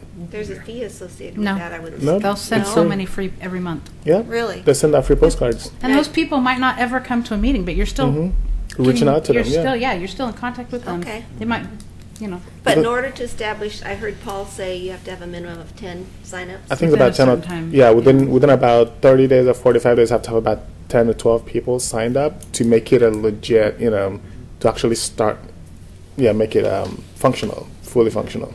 Okay. So if you have 10 people sign up within the first month or so, I think it stays permanently. But if you don't meet that quota within a certain period of time, then they have to shut down that particular neighborhood website. Yeah. Okay. So I think that is still the best way to be able to reach out and let them know, because the police liaisons are doing a great job, handing out the paperwork at the meetings. But still, those people that didn't show up at the meeting, you're not gonna make copies and go, to over 1,000 doors to hand them out. So you have to get it to them somehow. Okay. And that alert ID you were just talking about, I just downloaded it. It's pretty interesting. Yeah. I just Yeah. did the same Yeah. It'll scare you. Yeah. It's really interesting. Seriously. Kathy. Karen. Yeah. Karen. Okay, Question excuse for me. Chris. Yeah. Is there going to be an article in the New Trail News? About neighborhood watch? Uh-huh. I didn't get anything into this. Okay. So maybe summer. And to be honest, it never even crossed. I'm surprised the number of people that they'll come into chamber to pick something up, and you start to hand them a trail news, they'll tell you they read it already. They actually, people really read it. Yeah. Yeah. So a summer hit. I just visited one of my renters in Portland who is into major alternative health, and we were talking about how he was bringing in new customers into the synergy of this rental complex. And he was sending out emails, and I said, I got one of your emails, and I really liked it. And I said, how effective has it been? And he said, well, okay, what's most effective has been Facebook. Oh, okay. And I was kind of caught by surprise, because I thought his email outreach looked to be very effective. And all of a sudden he threw out Facebook at me, and it just I never had used this. And he said it's been two-way street. So people get on and I respond back and provide more information targeted at exactly their question. And it's proven to be extremely effective. So just as an idea, maybe we should look at neighborhood Facebook type accounts as a way to try to increase interaction. Some of the neighborhoods already have them. How many neighborhoods already use Facebook for their announcements? Okay. A few of us anyway. It shows you how many people that saw the post. So if you put a Right. post up, Mhm. as much as some people might not want to comment on it, it shows how many people that actually saw it. So, Okay. and then I put it on Facebook, and then I copy the same post and put it on the next story, just for people that don't have Facebook. Okay. Well, then, in order to wrap this up, I think I'm going to summarize here, and if anyone wants to make any last-minute comments, they may. The nextdoorneighbor.com, it's nextdoor.com, isn't it? Yeah. Nextdoor.com is a good thing that you can recommend to your neighborhood friends, that they go on there, and that's a good way to One person sets initiate it up. contact. One person sets it up. Okay, and Typically then, like a and neighborhood then they have to chair encourage sets 9 the more boundaries, people. Sets the boundaries, Mhm. and then notifies Nextdoor.com. Nextdoor.com will blast out postcards to every address in that area, within those boundaries. Okay. And then it's up to those people to respond with the password that's on their postcard. So anybody in your neighborhood can do this, so you could organize this at your neighborhood meeting then? You have to send them that invite for the postcard. The next door will not send out the postcard to every address. You have to put in the name and the address of the resident. So you could collect that at the neighborhood Exactly. meeting. And then they will now send it out to them. I think we can get that from you or from the website, right? You don't have to have names. When you go and map it, it actually has all the houses, and you just click on the house, and you can send so many per month. So you just click on those houses, and it'll send it. You tell them what you want it to say, and it'll send like 40. Like the first couple months, you can send like 75 or 100, and then it goes down. Pretty soon, you're sending 20 a month. But you just keep sending them because, if you have 1,500 homes and you have 20, it takes a while, even for a large neighborhood. But if you reach, Well, let me that's how you do it. let me ask you this now. If we talked about this again in April, at our April meeting, would everyone in the room have had a neighborhood meeting by then? No. No? We'll have one in April, but Yeah, we not don't this have early in the All month. right. How about we talk about this in May, and I'll get updates from you guys on what your neighborhood, make sure you bring it up or ask it to be put on the agenda. Yeah. And then I'll get a check back with everybody, see what they did. Williams, that sound like a good way to start? I think that's a swell step. Okay. That's a swell step. Okay. And I'm imagining that at that time, in addition to the next door, they will have feedback on their neighborhood watch interest as well. Yep. Yes, because Yeah, Chris that's will the have main- had an opportunity to visit. You said you're willing, so I guess you're going to, yeah. I'm good to go. Okay, good, all right. Well, okay, is that sufficient? Can we move on? Thank you, William, thank you Yeah. very much. All Thank that you, time Chris. was not mine, I understand. And Chris, thank you for both of you. It really segued well. Okay, we don't have any John Lewis tonight. Nobody here from Public Works, so we'll pass on that. But Amber is here. Do you have an update for us, Amber? I do.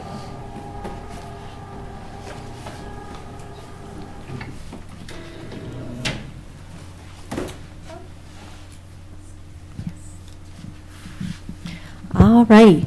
So let's see. It was a week ago Saturday that the Chamber held its annual awards dinner where we do the big business awards of the year.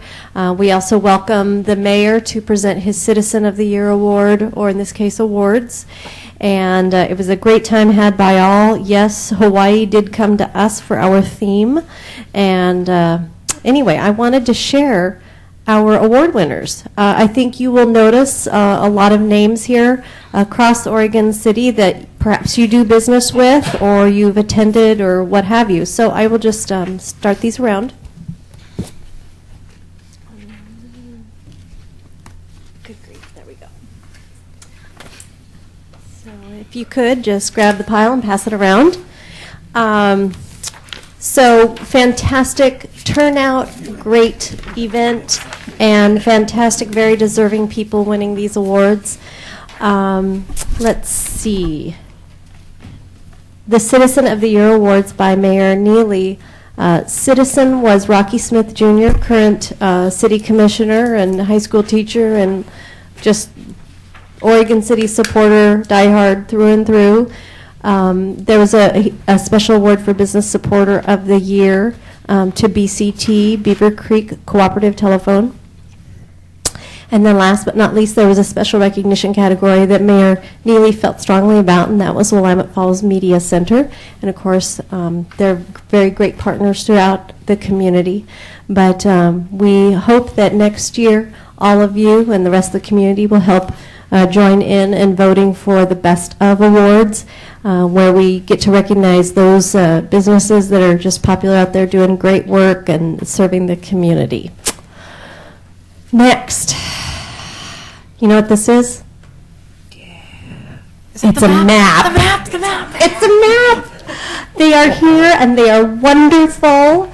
I expect you all to take an armful when you leave. I may not have quite enough for an armful for each of you, but at least several, and then feel free to distribute them. If you need more for some reason, whether you want distribution at your own neighborhood association meetings, please let us know. We'd be happy to help meet that need for you and your neighborhood association. And they are outstanding. I'm very, very proud of these.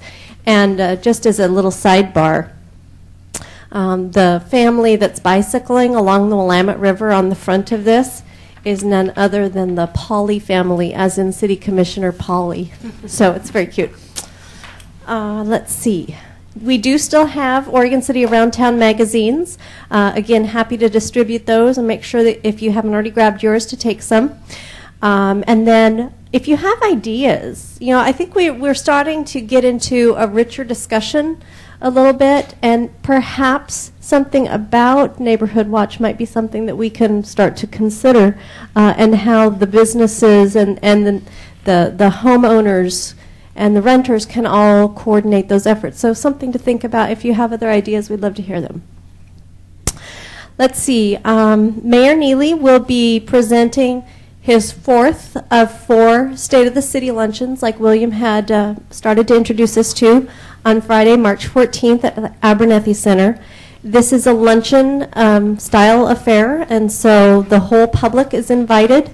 And one of the things that we did a little differently this year, typically it's been a February date.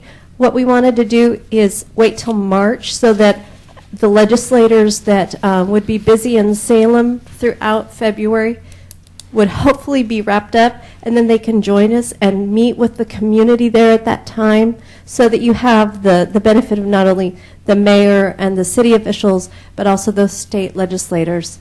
So great opportunity to bend the ear of those people who are in those kinds of positions. Let's see. Another piece that I'd like everyone to be aware of, if you weren't already, the Oregon State Elks Convention will be, a good portion of it will be held here in Oregon City. I guess almost all, if not all, of the social events will actually take place at our own Elks Lodge. This event is April 24th through the 26th. And one of the pieces that the Oregon City Chamber will be helping with, well, one of the pieces is we're going to be putting together a collection of brochures and things that those folks might be able to utilize in terms of getting around town, finding fun, neat things to do while they're here. And one of the pieces that I'm excited about, though, is really helping to make them feel welcome and part of Oregon City. So what we'll be doing is walking throughout downtown, meeting with downtown business folks to see what they might be able to offer in terms of maybe 10% off your next, or a cup of coffee or an order or whatever. And then... Well, I didn't want to put any pressure on him.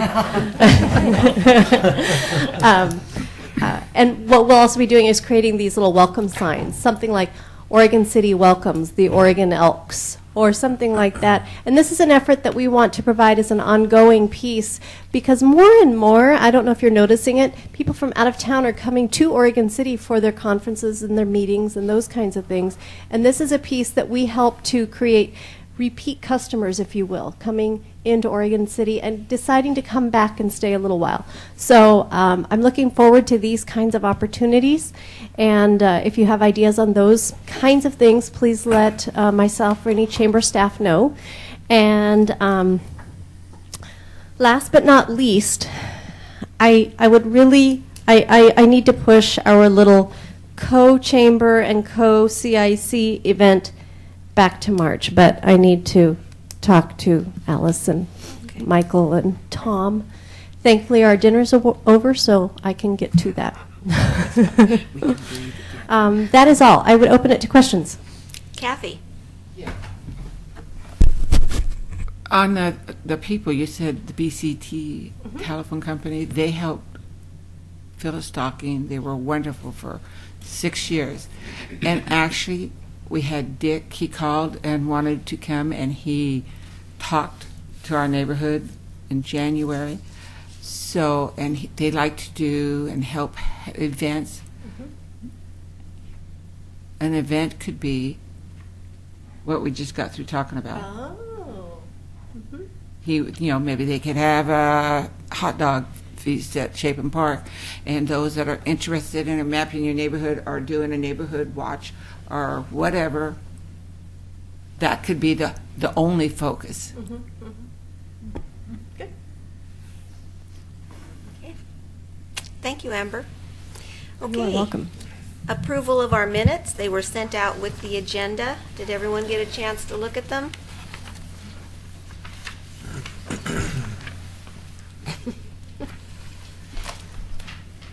I love this part. I know. Okay, share it with us. The stink bugs. First order of business, Tom Guile updated us on local stink bugs. Had to put that in there. We love our stink bugs. I mean, we hate our stink bugs. We love to talk about them, but we hate our stink bugs. I move we approve the minutes of January 6th, I second. 2014. Okay, we have a motion on the floor that's been moved and seconded to approve the minutes as provided to you. If there are no questions, we'll just move right to the vote. Okay? Tony? Aye. Michael? Aye. Paul? Yes. Amy? Aye. Kathy? Yes. Joyce? Aye. Faith? Yes. Alice? Yes. Bob? Yes. Barbara? Yes.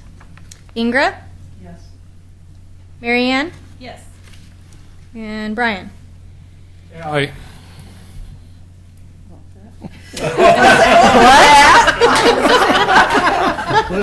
Was that Gaelic?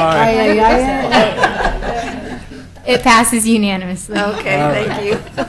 Are you sure? I don't know. The last one was iffy. I think he was just testing me. Okay, I'm going to move through. I purposefully tabled a number of business items so that we could have plenty of time for Chris and William to give their presentation tonight.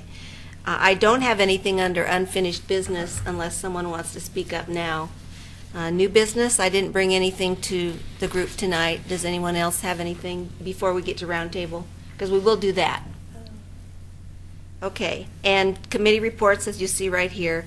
There. On committee report, I would love to have ignorant. Excuse me. I attended a couple neighborhood meetings. One of them was South End, and in a land use mindset, there was a significant discussion and a high number of neighbors because there was a hot button issue. And rather than me explain it, I would rather. Okay, can we do that in roundtable? Well, it was big. It's significant. It's significant. It is, but it's significant. It's not under committee report. It's, yeah. It's, well, it's yeah. Well, it should be discussed out because. What is the issue? Can you say it in 25 words or less? The issue is taking the teen challenge on Warner Parrott Uh-huh. and putting 60 beds Adding a of dormitory. housing there. It was on television. Uh-huh. And what it means is these are young people that are, if they don't go through this, they go to prison. Okay. Okay, and they are primarily drug offenses, drug addicts, and they are moving into a neighborhood right next to 20 young kids, approximately most of them in grade school, with no interface, with no fence, no nothing, and they're knocking on some of the back doors, actually asking for cigarettes and things like this, and watching the kids. And most of them are convicted. And it's, you want to see a whole bunch of people show up at a neighborhood and really have high degree of concern about what's possibly could happen in their neighborhood. This was that example. And Have you taken it to city council? It's going This is to... going to come to the Planning Commission on Monday, the 10th. Yes. There will be a hearing, Okay. a public hearing for But everyone to it's come a and big- speak on So it. are you looking for people to show up? Is that what Oh, you're I trying think to that a lot of people should show up on it, because if this happened in your neighborhood, Yeah, I've seen where that is. I've seen the how sign. would you like to have 60 overnight people unsupervised, and they're not even certified, the counselors are not certified by the state on anything? Okay, isn't Trying it to for man 1 them. year? No, it's not for 1 year. They want to make it permanent. Permanent. Well, I mean, the residents, they have to stay in the program for The when? program is a 1-year program. For these Okay, people. so when, They come in and out. Planning Commission is when? Monday, the 10th. Monday the 10th? Yeah. At what time? I believe it's 7 p.m. Okay. So everybody be there, be square? Yes. Okay. And the agenda actually went out today. Okay. So I'd be more than happy to email that. If the CIC members didn't receive that, I'd be got more it. than happy to email that Yeah, I out. just haven't checked my email Okay. this afternoon. Okay. But it was it's quite No, a deal. I can feel your pain. We have some issues in the McLaughlin neighborhood too that we just seem to be having to live with other facilities that have come into town within the last year. So. Alice. I'm not advocating for Oh, or yeah. against it, but I would just recommend that you do your homework. You're stating claims that they're knocking on doors, and those people, I've talked to the chief of police, I've talked to the office, they have not been receiving calls. So they've had no complaints. So if you're saying there's complaints, they need to report it so that that can get documented, because otherwise nobody knows there's any problem. So just be informed, do your research. There's a lot of good information online. You can get a hold of people that have other things in the neighborhood. Just do your research. Well, attending the meeting, Before you go. I heard the neighbors, the actual physical neighbors, make those statements. So But they haven't reported it. So I'm just saying, you need to tell them to report it. There's a Otherwise, process. otherwise no one else knows. Better put a crime watch sign up there. You know. Yeah, That's- time it's- for a neighborhood watch. Yeah. Okay, I well, just wanted to let's recommend. move on to roundtable. And tonight, we can start with you, Ingra.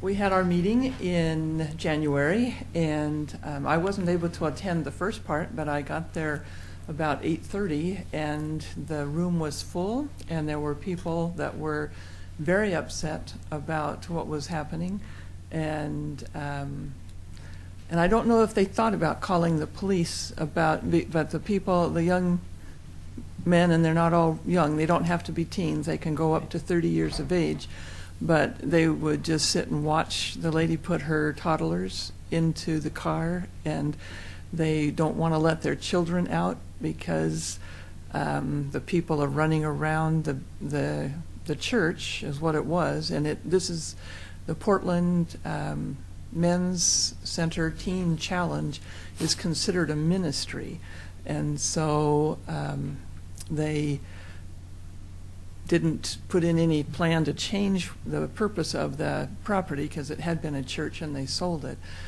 But I know they're concerned about we have a lot of churches in our city, and most of them don't have, they might have schools associated with them, but they don't have dormitories. Right now, the people are there during the daytime, and they're taken by bus to go to different thrift shops that they have throughout the area to earn money. And then they're taken out to 92nd and Foster, I think, to housing. And so they want to bring it all close together. And when they first came and talked to us about it, they said that I remember them saying that it would be kind of a closed campus, and if anybody left, they would, I said, are they going to just be walking in the streets? And they said, no, if they aren't following the rules, they will be taken to a bus stop, and they have to leave, and they can no longer come back to the program. But I know it highly concerns me that, because there's a little store down the street from me, and I'm concerned about the people walking in the neighborhood, I'm not sure of how many people cannot pay property taxes and have a 60-bed dormitory for people. And so I know I haven't written a letter yet or talked to the planning commission people, but I plan on being at Monday's meeting. Marianne? One other thing I just would add is that another big area of concern, and I certainly understand that on the behalf of the residents, is that there cannot be a fence separating the property so there's no sense of adding any privacy to the neighbors. And it's because of egress, and they can't have a fire truck go down the street because I think it's a dead end. So I don't know how it becomes a secure property then. Well, the building itself supposedly is almost like a lockdown. They don't come out of it. But I certainly understand that, or people looking, and you don't have that sense of privacy. And right now, the counselors that they have are people who have made it through the program, and then they counsel other people through. Right. So hey, I know someone who's going to be a counselor there. Michael, did you? Well, I think I just wanted to speak on two things. I really appreciated Amy's comments, and because a lot of times ignorance and fear and hatred walk hand in hand, and you want to really know it might be a wonderful program. I think that the thing to look at is the 60 pillows that are in that building, and it's really more of a zoning thing. And I agree with that comment too. The rest could just be hyperbole, but I think that, or not. But a 60 pillow facility is it's a large facility, and if it is a tax-free halfway home or whatever it is, that's an interesting thing to look at. But I think we should look at the program a little closer. I don't know anything about it. I've been driving by it. I thought it was a church. it had been. And you can look up that program online and find out more about it. Okay, thank you. Called the Portland Center or the Portland. If you go onto the Oregon City's website, and go under planning, there's a link to all of the information about it. Amber, anything more? Not on that topic, but I have something. Okay. So shall Yeah, I? it's your Okay. turn. All right. It's my turn again. Mhm. Willamette Falls Legacy Project. This Thursday, February 6th, attend the Keen event, and I'm taking it right out of Katie's mouth. I will stop. But if you get there early, you can get this really cool pin. Harris, do you have anything? You know, I guess I would echo perhaps Michael's cautions, right? I don't know very much about Teen Challenge except the overview.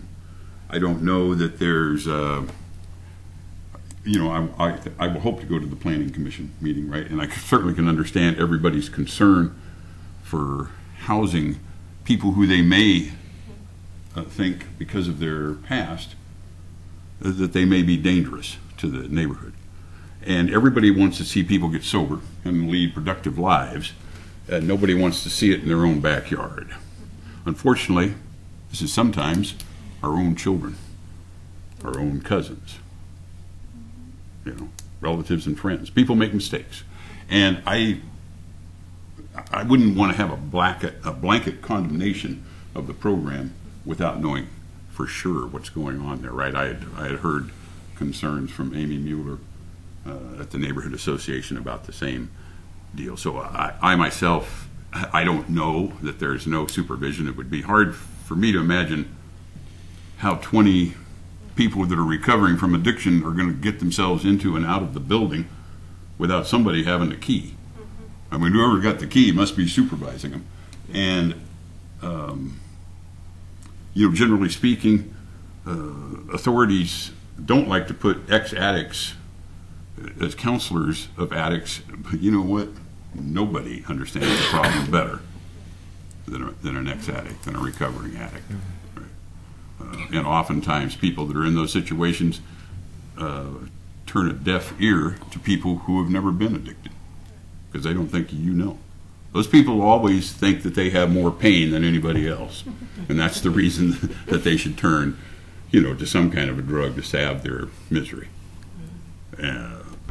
I don't want to throw anybody away first, but I certainly can understand the concern for everybody that's living next door, and I'm not living next door. But that would be my own comment. Yeah. Mary Ann, did you want to say something else? I just wanted to comment. There's also on the website today, when they had the information on the Planning Commission meeting, there's a very good letter, I think it's a letter format or a memo from the city attorney talking about just some cautions about that very thing and about discrimination and cases and things that they were asking the commission to be sure to keep in mind. Okay, thank you. Karen? Okay, I'm going to keep flogging the same horse here. We are the neighborhood next door, and it actually is just a few blocks from my home because I'm on the edge of Rivercrest. Professionally, I have worked with Teen Challenge as a parole and probation officer. I've been pleased with the program. One of the things that bothers me in all of these conversations and the news coverage, it's like a yes or no. This is wonderful, or keep those people out. And I thank Harris. I posted on Facebook the other day that those people are your children, grandchildren, nieces, and nephews. But what I don't see an effort being made is to maybe help make them a good neighbor. I honestly have found Teen Challenge to be very responsive. Sometimes just meeting calmly with them or any program of that nature and saying, here's our concern. All right, you can't fence the property. Can you fence a patio? Is there some particular reason they're outside the facility looking in the neighbor's yard? Is there a way to obstruct that concern? I really hope that, some people will take the time to maybe try to work with them if it turns out that planning does feel that this is appropriate. Thank you. Katie? Okay, and I know I want to just get over this topic as well, but I have a personal comment. This has nothing to do with the city, and it's not on behalf of the city whatsoever, but I find it interesting that I also, I should say, I understand people's concerns, and I have a very young daughter, and I myself probably would not feel that comfortable or safe, may or may not feel that comfortable or safe right next door to this type of facility. On the other hand, I would also not feel comfortable right next door to the neighbor that I don't know that has a problem that I've never met, that probably could be watching my daughter or may not be watching my daughter because it wasn't pointed out to me. So I find it just a little bit ironic that when something is pointed out to you, it's a big deal, but that neighbor that is being bad and is watching you or whatever that you don't know about is probably more of a concern than the ones that you're aware of. At least the ones you're aware of, you're able to watch, be a little bit more proactive, be careful, do things that protect you and your family. The ones that you don't know about are the scarier ones. I'd hate to say that, but that's how I personally feel, not the city's, anything about the city, just so you know. Okay, on to the next topic. So, as Amber was mentioning, the Willamette Fall celebration is this Thursday, February 6th, at the Keene, downtown Portland. That is at the address 515 Northwest 13th Avenue.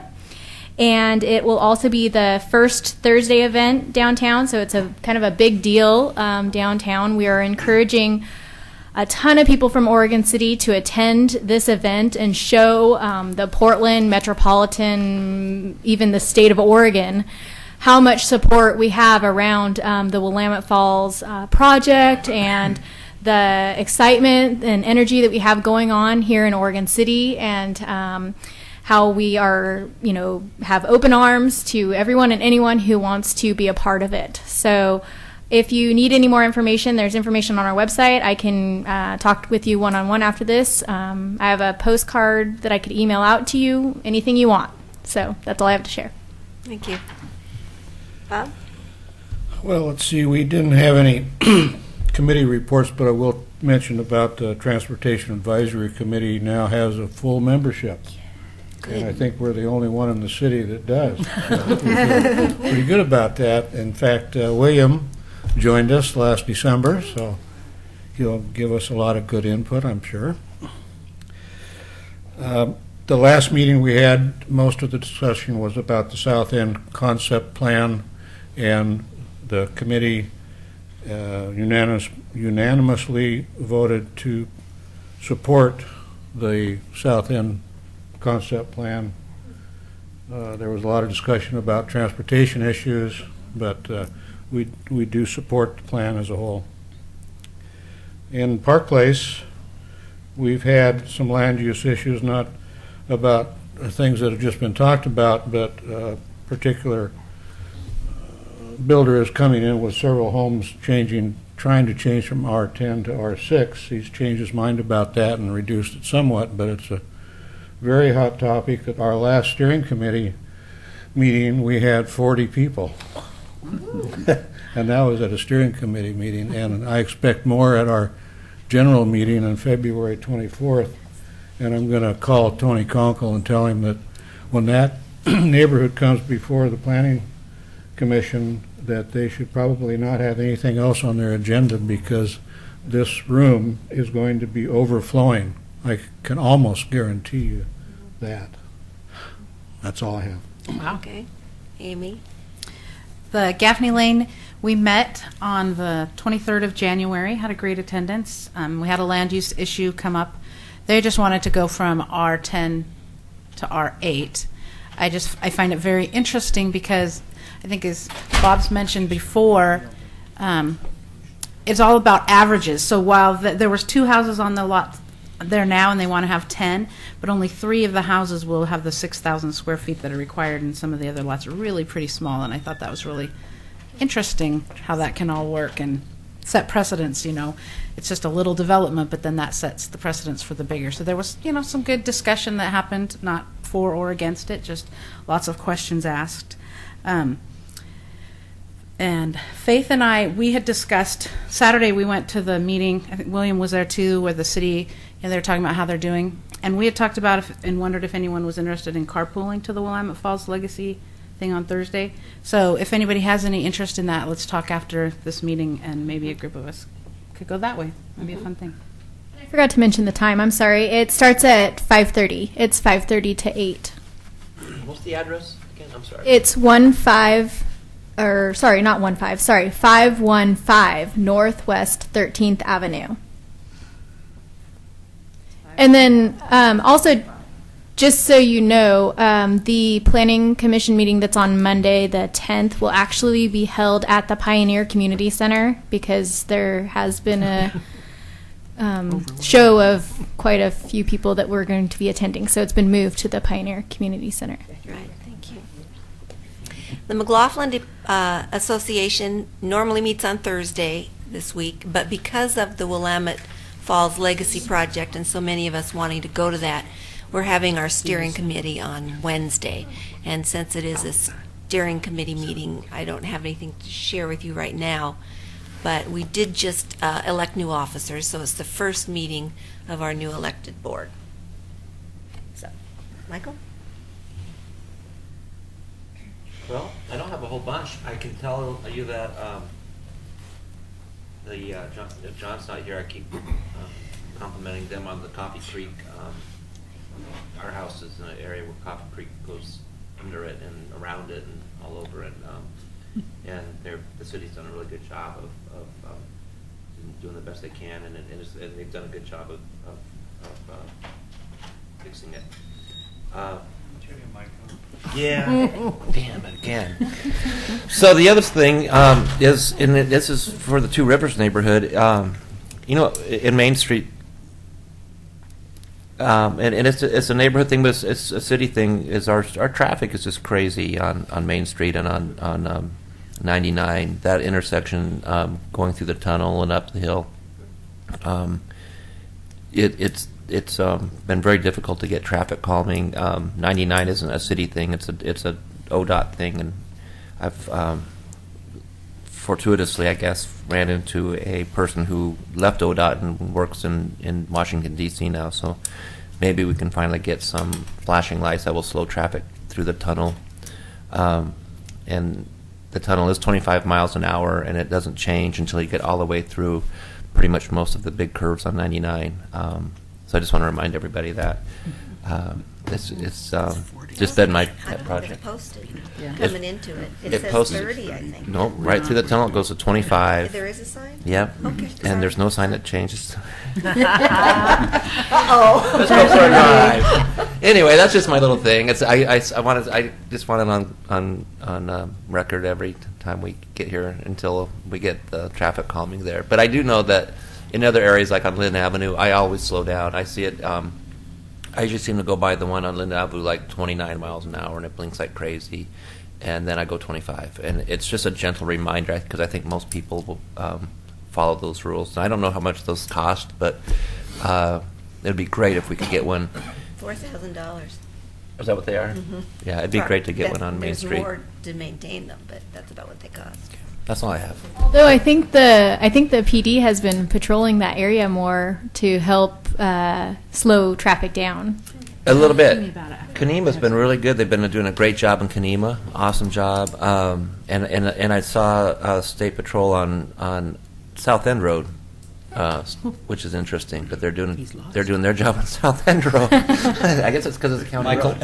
an update. ODOT is looking at putting a flashing sign and a radar detection or on Highway 99 right before the tunnel coming down the hill. Awesome. Oh.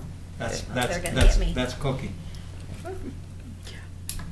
Tony? There's not much with the Berkeley Hills neighborhood right now. We're expecting our next meeting for April 8th, and the one for January was very successful, actually. We had a new flow of neighbors that showed up.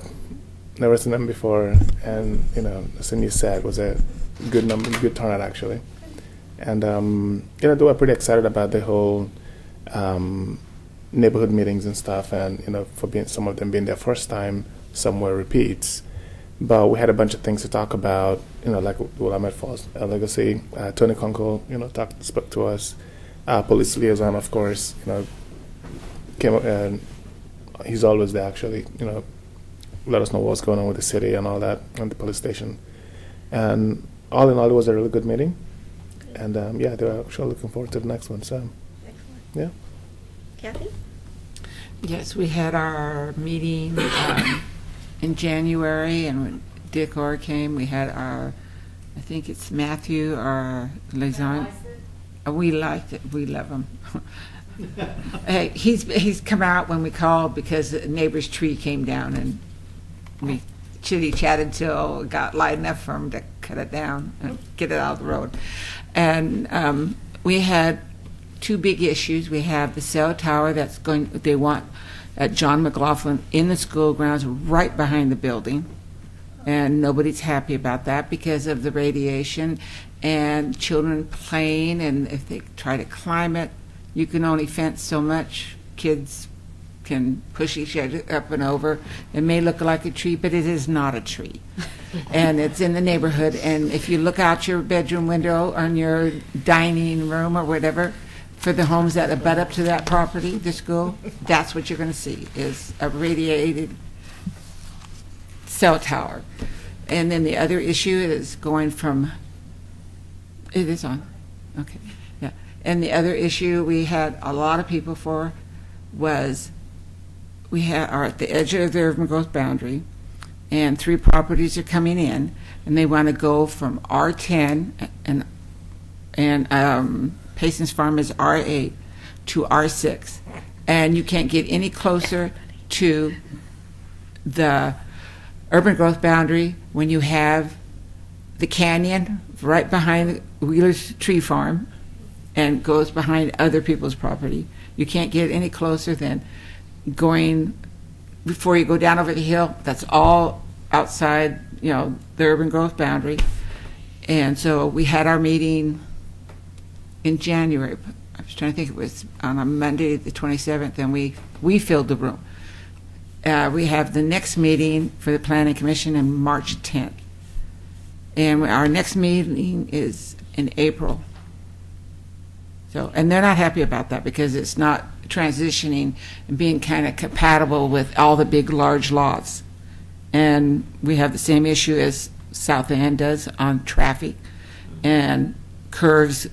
So, the one way in and one way out, it's going to be hectic. Paul.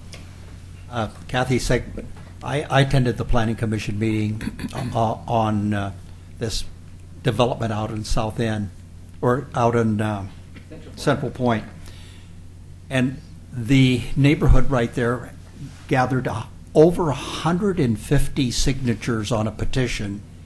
This is people saying R6 was incompatible and detracted from their value and their lifestyle.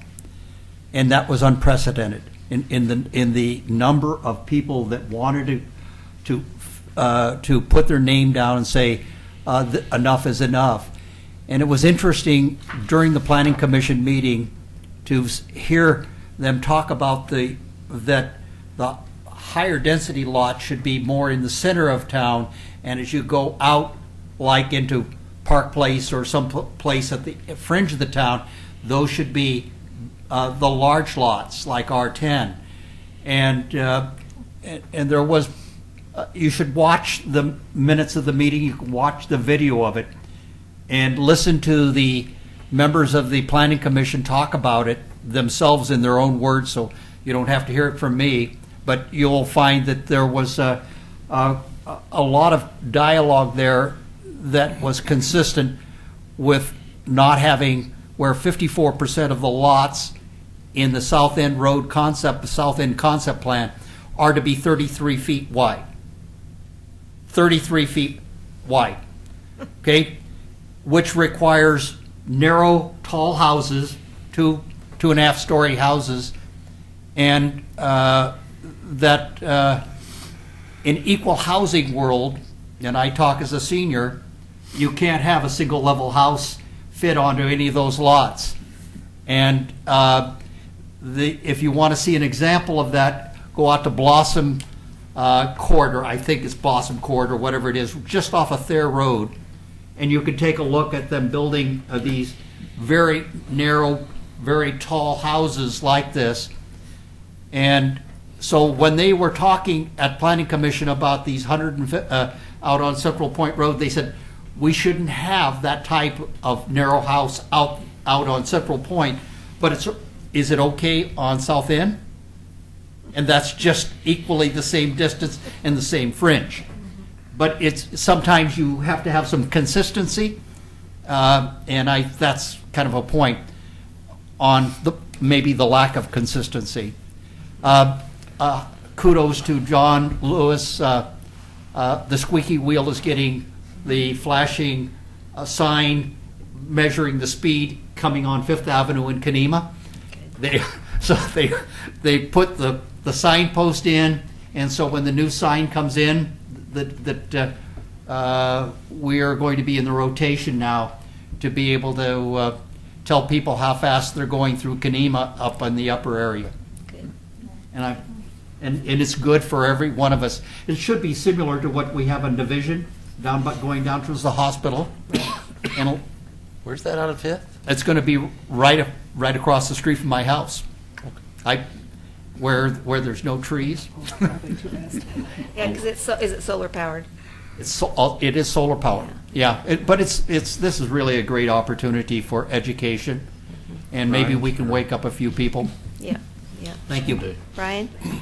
Okay, we had our meeting on the 22nd of January. We got presentations from the Willamette Falls Heritage folks and also from the county, who's wanting to build a parking lot there in downtown Oregon City near, I believe it was about 15th and Main, and where they just buzzsawed off these big girders they used to hold up a cover for an old car lot. And those have been sitting there on a little cement platform ever since. And that's the lot they're going to redevelop and landscape and get up to code and all that.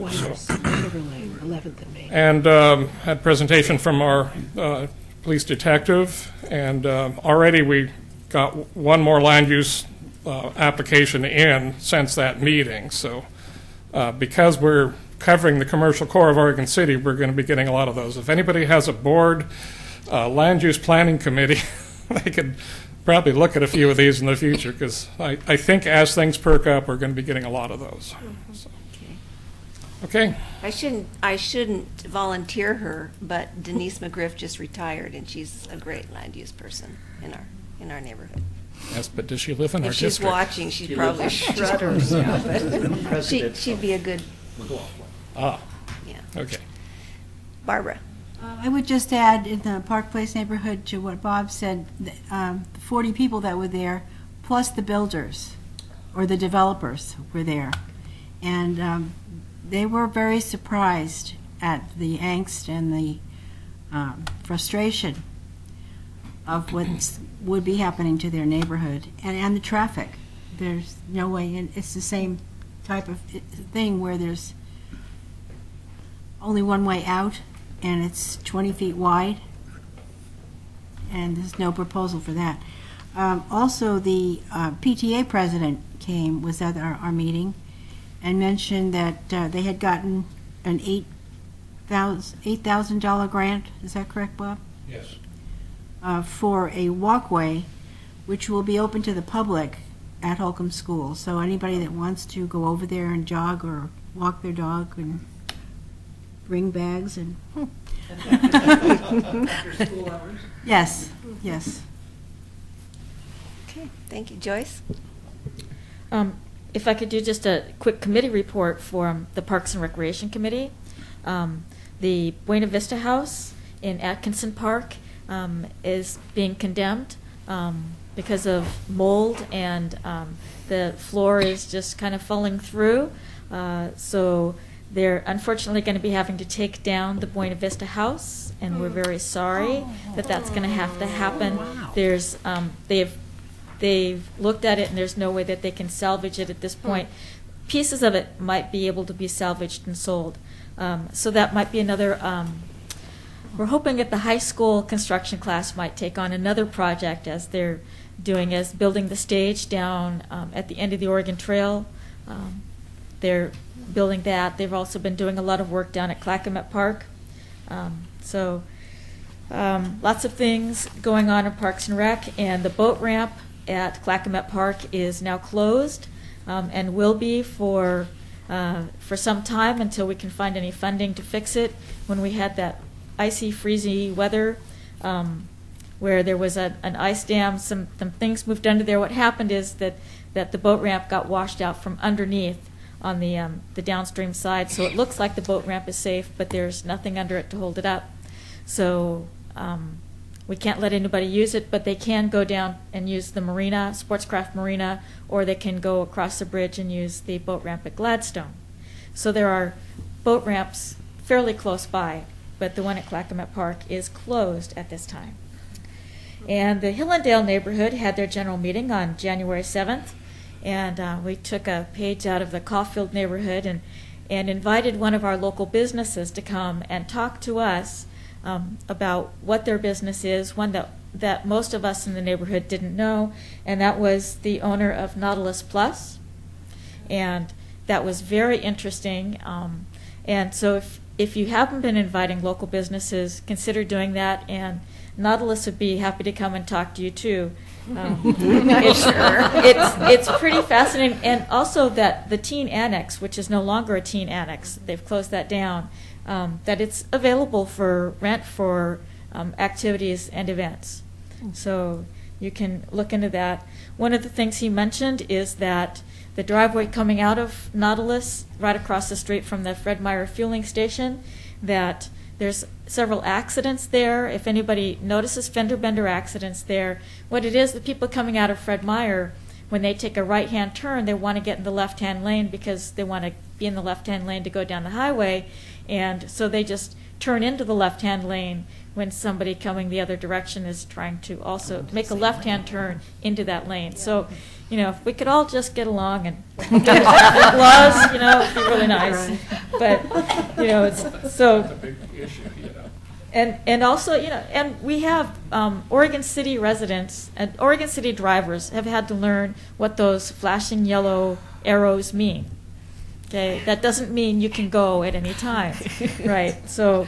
It's not a right. So we also had Suze Moz, and Suze Moz is from the Oregon City School District Community Education Program, which runs out of the old Eastham School, and they have now taken over the driver education program. There they have, I can't remember how many cars, like 6 cars that they have now, and they also have for drivers that complete the program before they're 18. So if they're 17 and are taking the driver's education program, there is a scholarship program through the through ODOT, so that they only have to pay half the fee. So, and half the fee then is covered by ODOT. So if you know people like that that are interested, please check out the driver's education program through the community ed for the Oregon City Schools, and lots of other activities that happen there at Eastham. You know, not just the aerobics classes, but lots of activities going on in that building and around that building.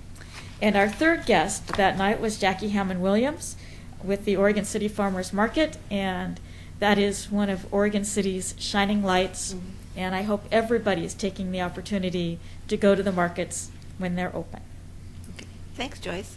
Faith, you're the last one. Pretty much covers it. Does it? I was just going to talk about the neighborhood watch. I realized that was Oh, okay. Okay, thank you. Thank you, everybody. Yep. We are adjourned.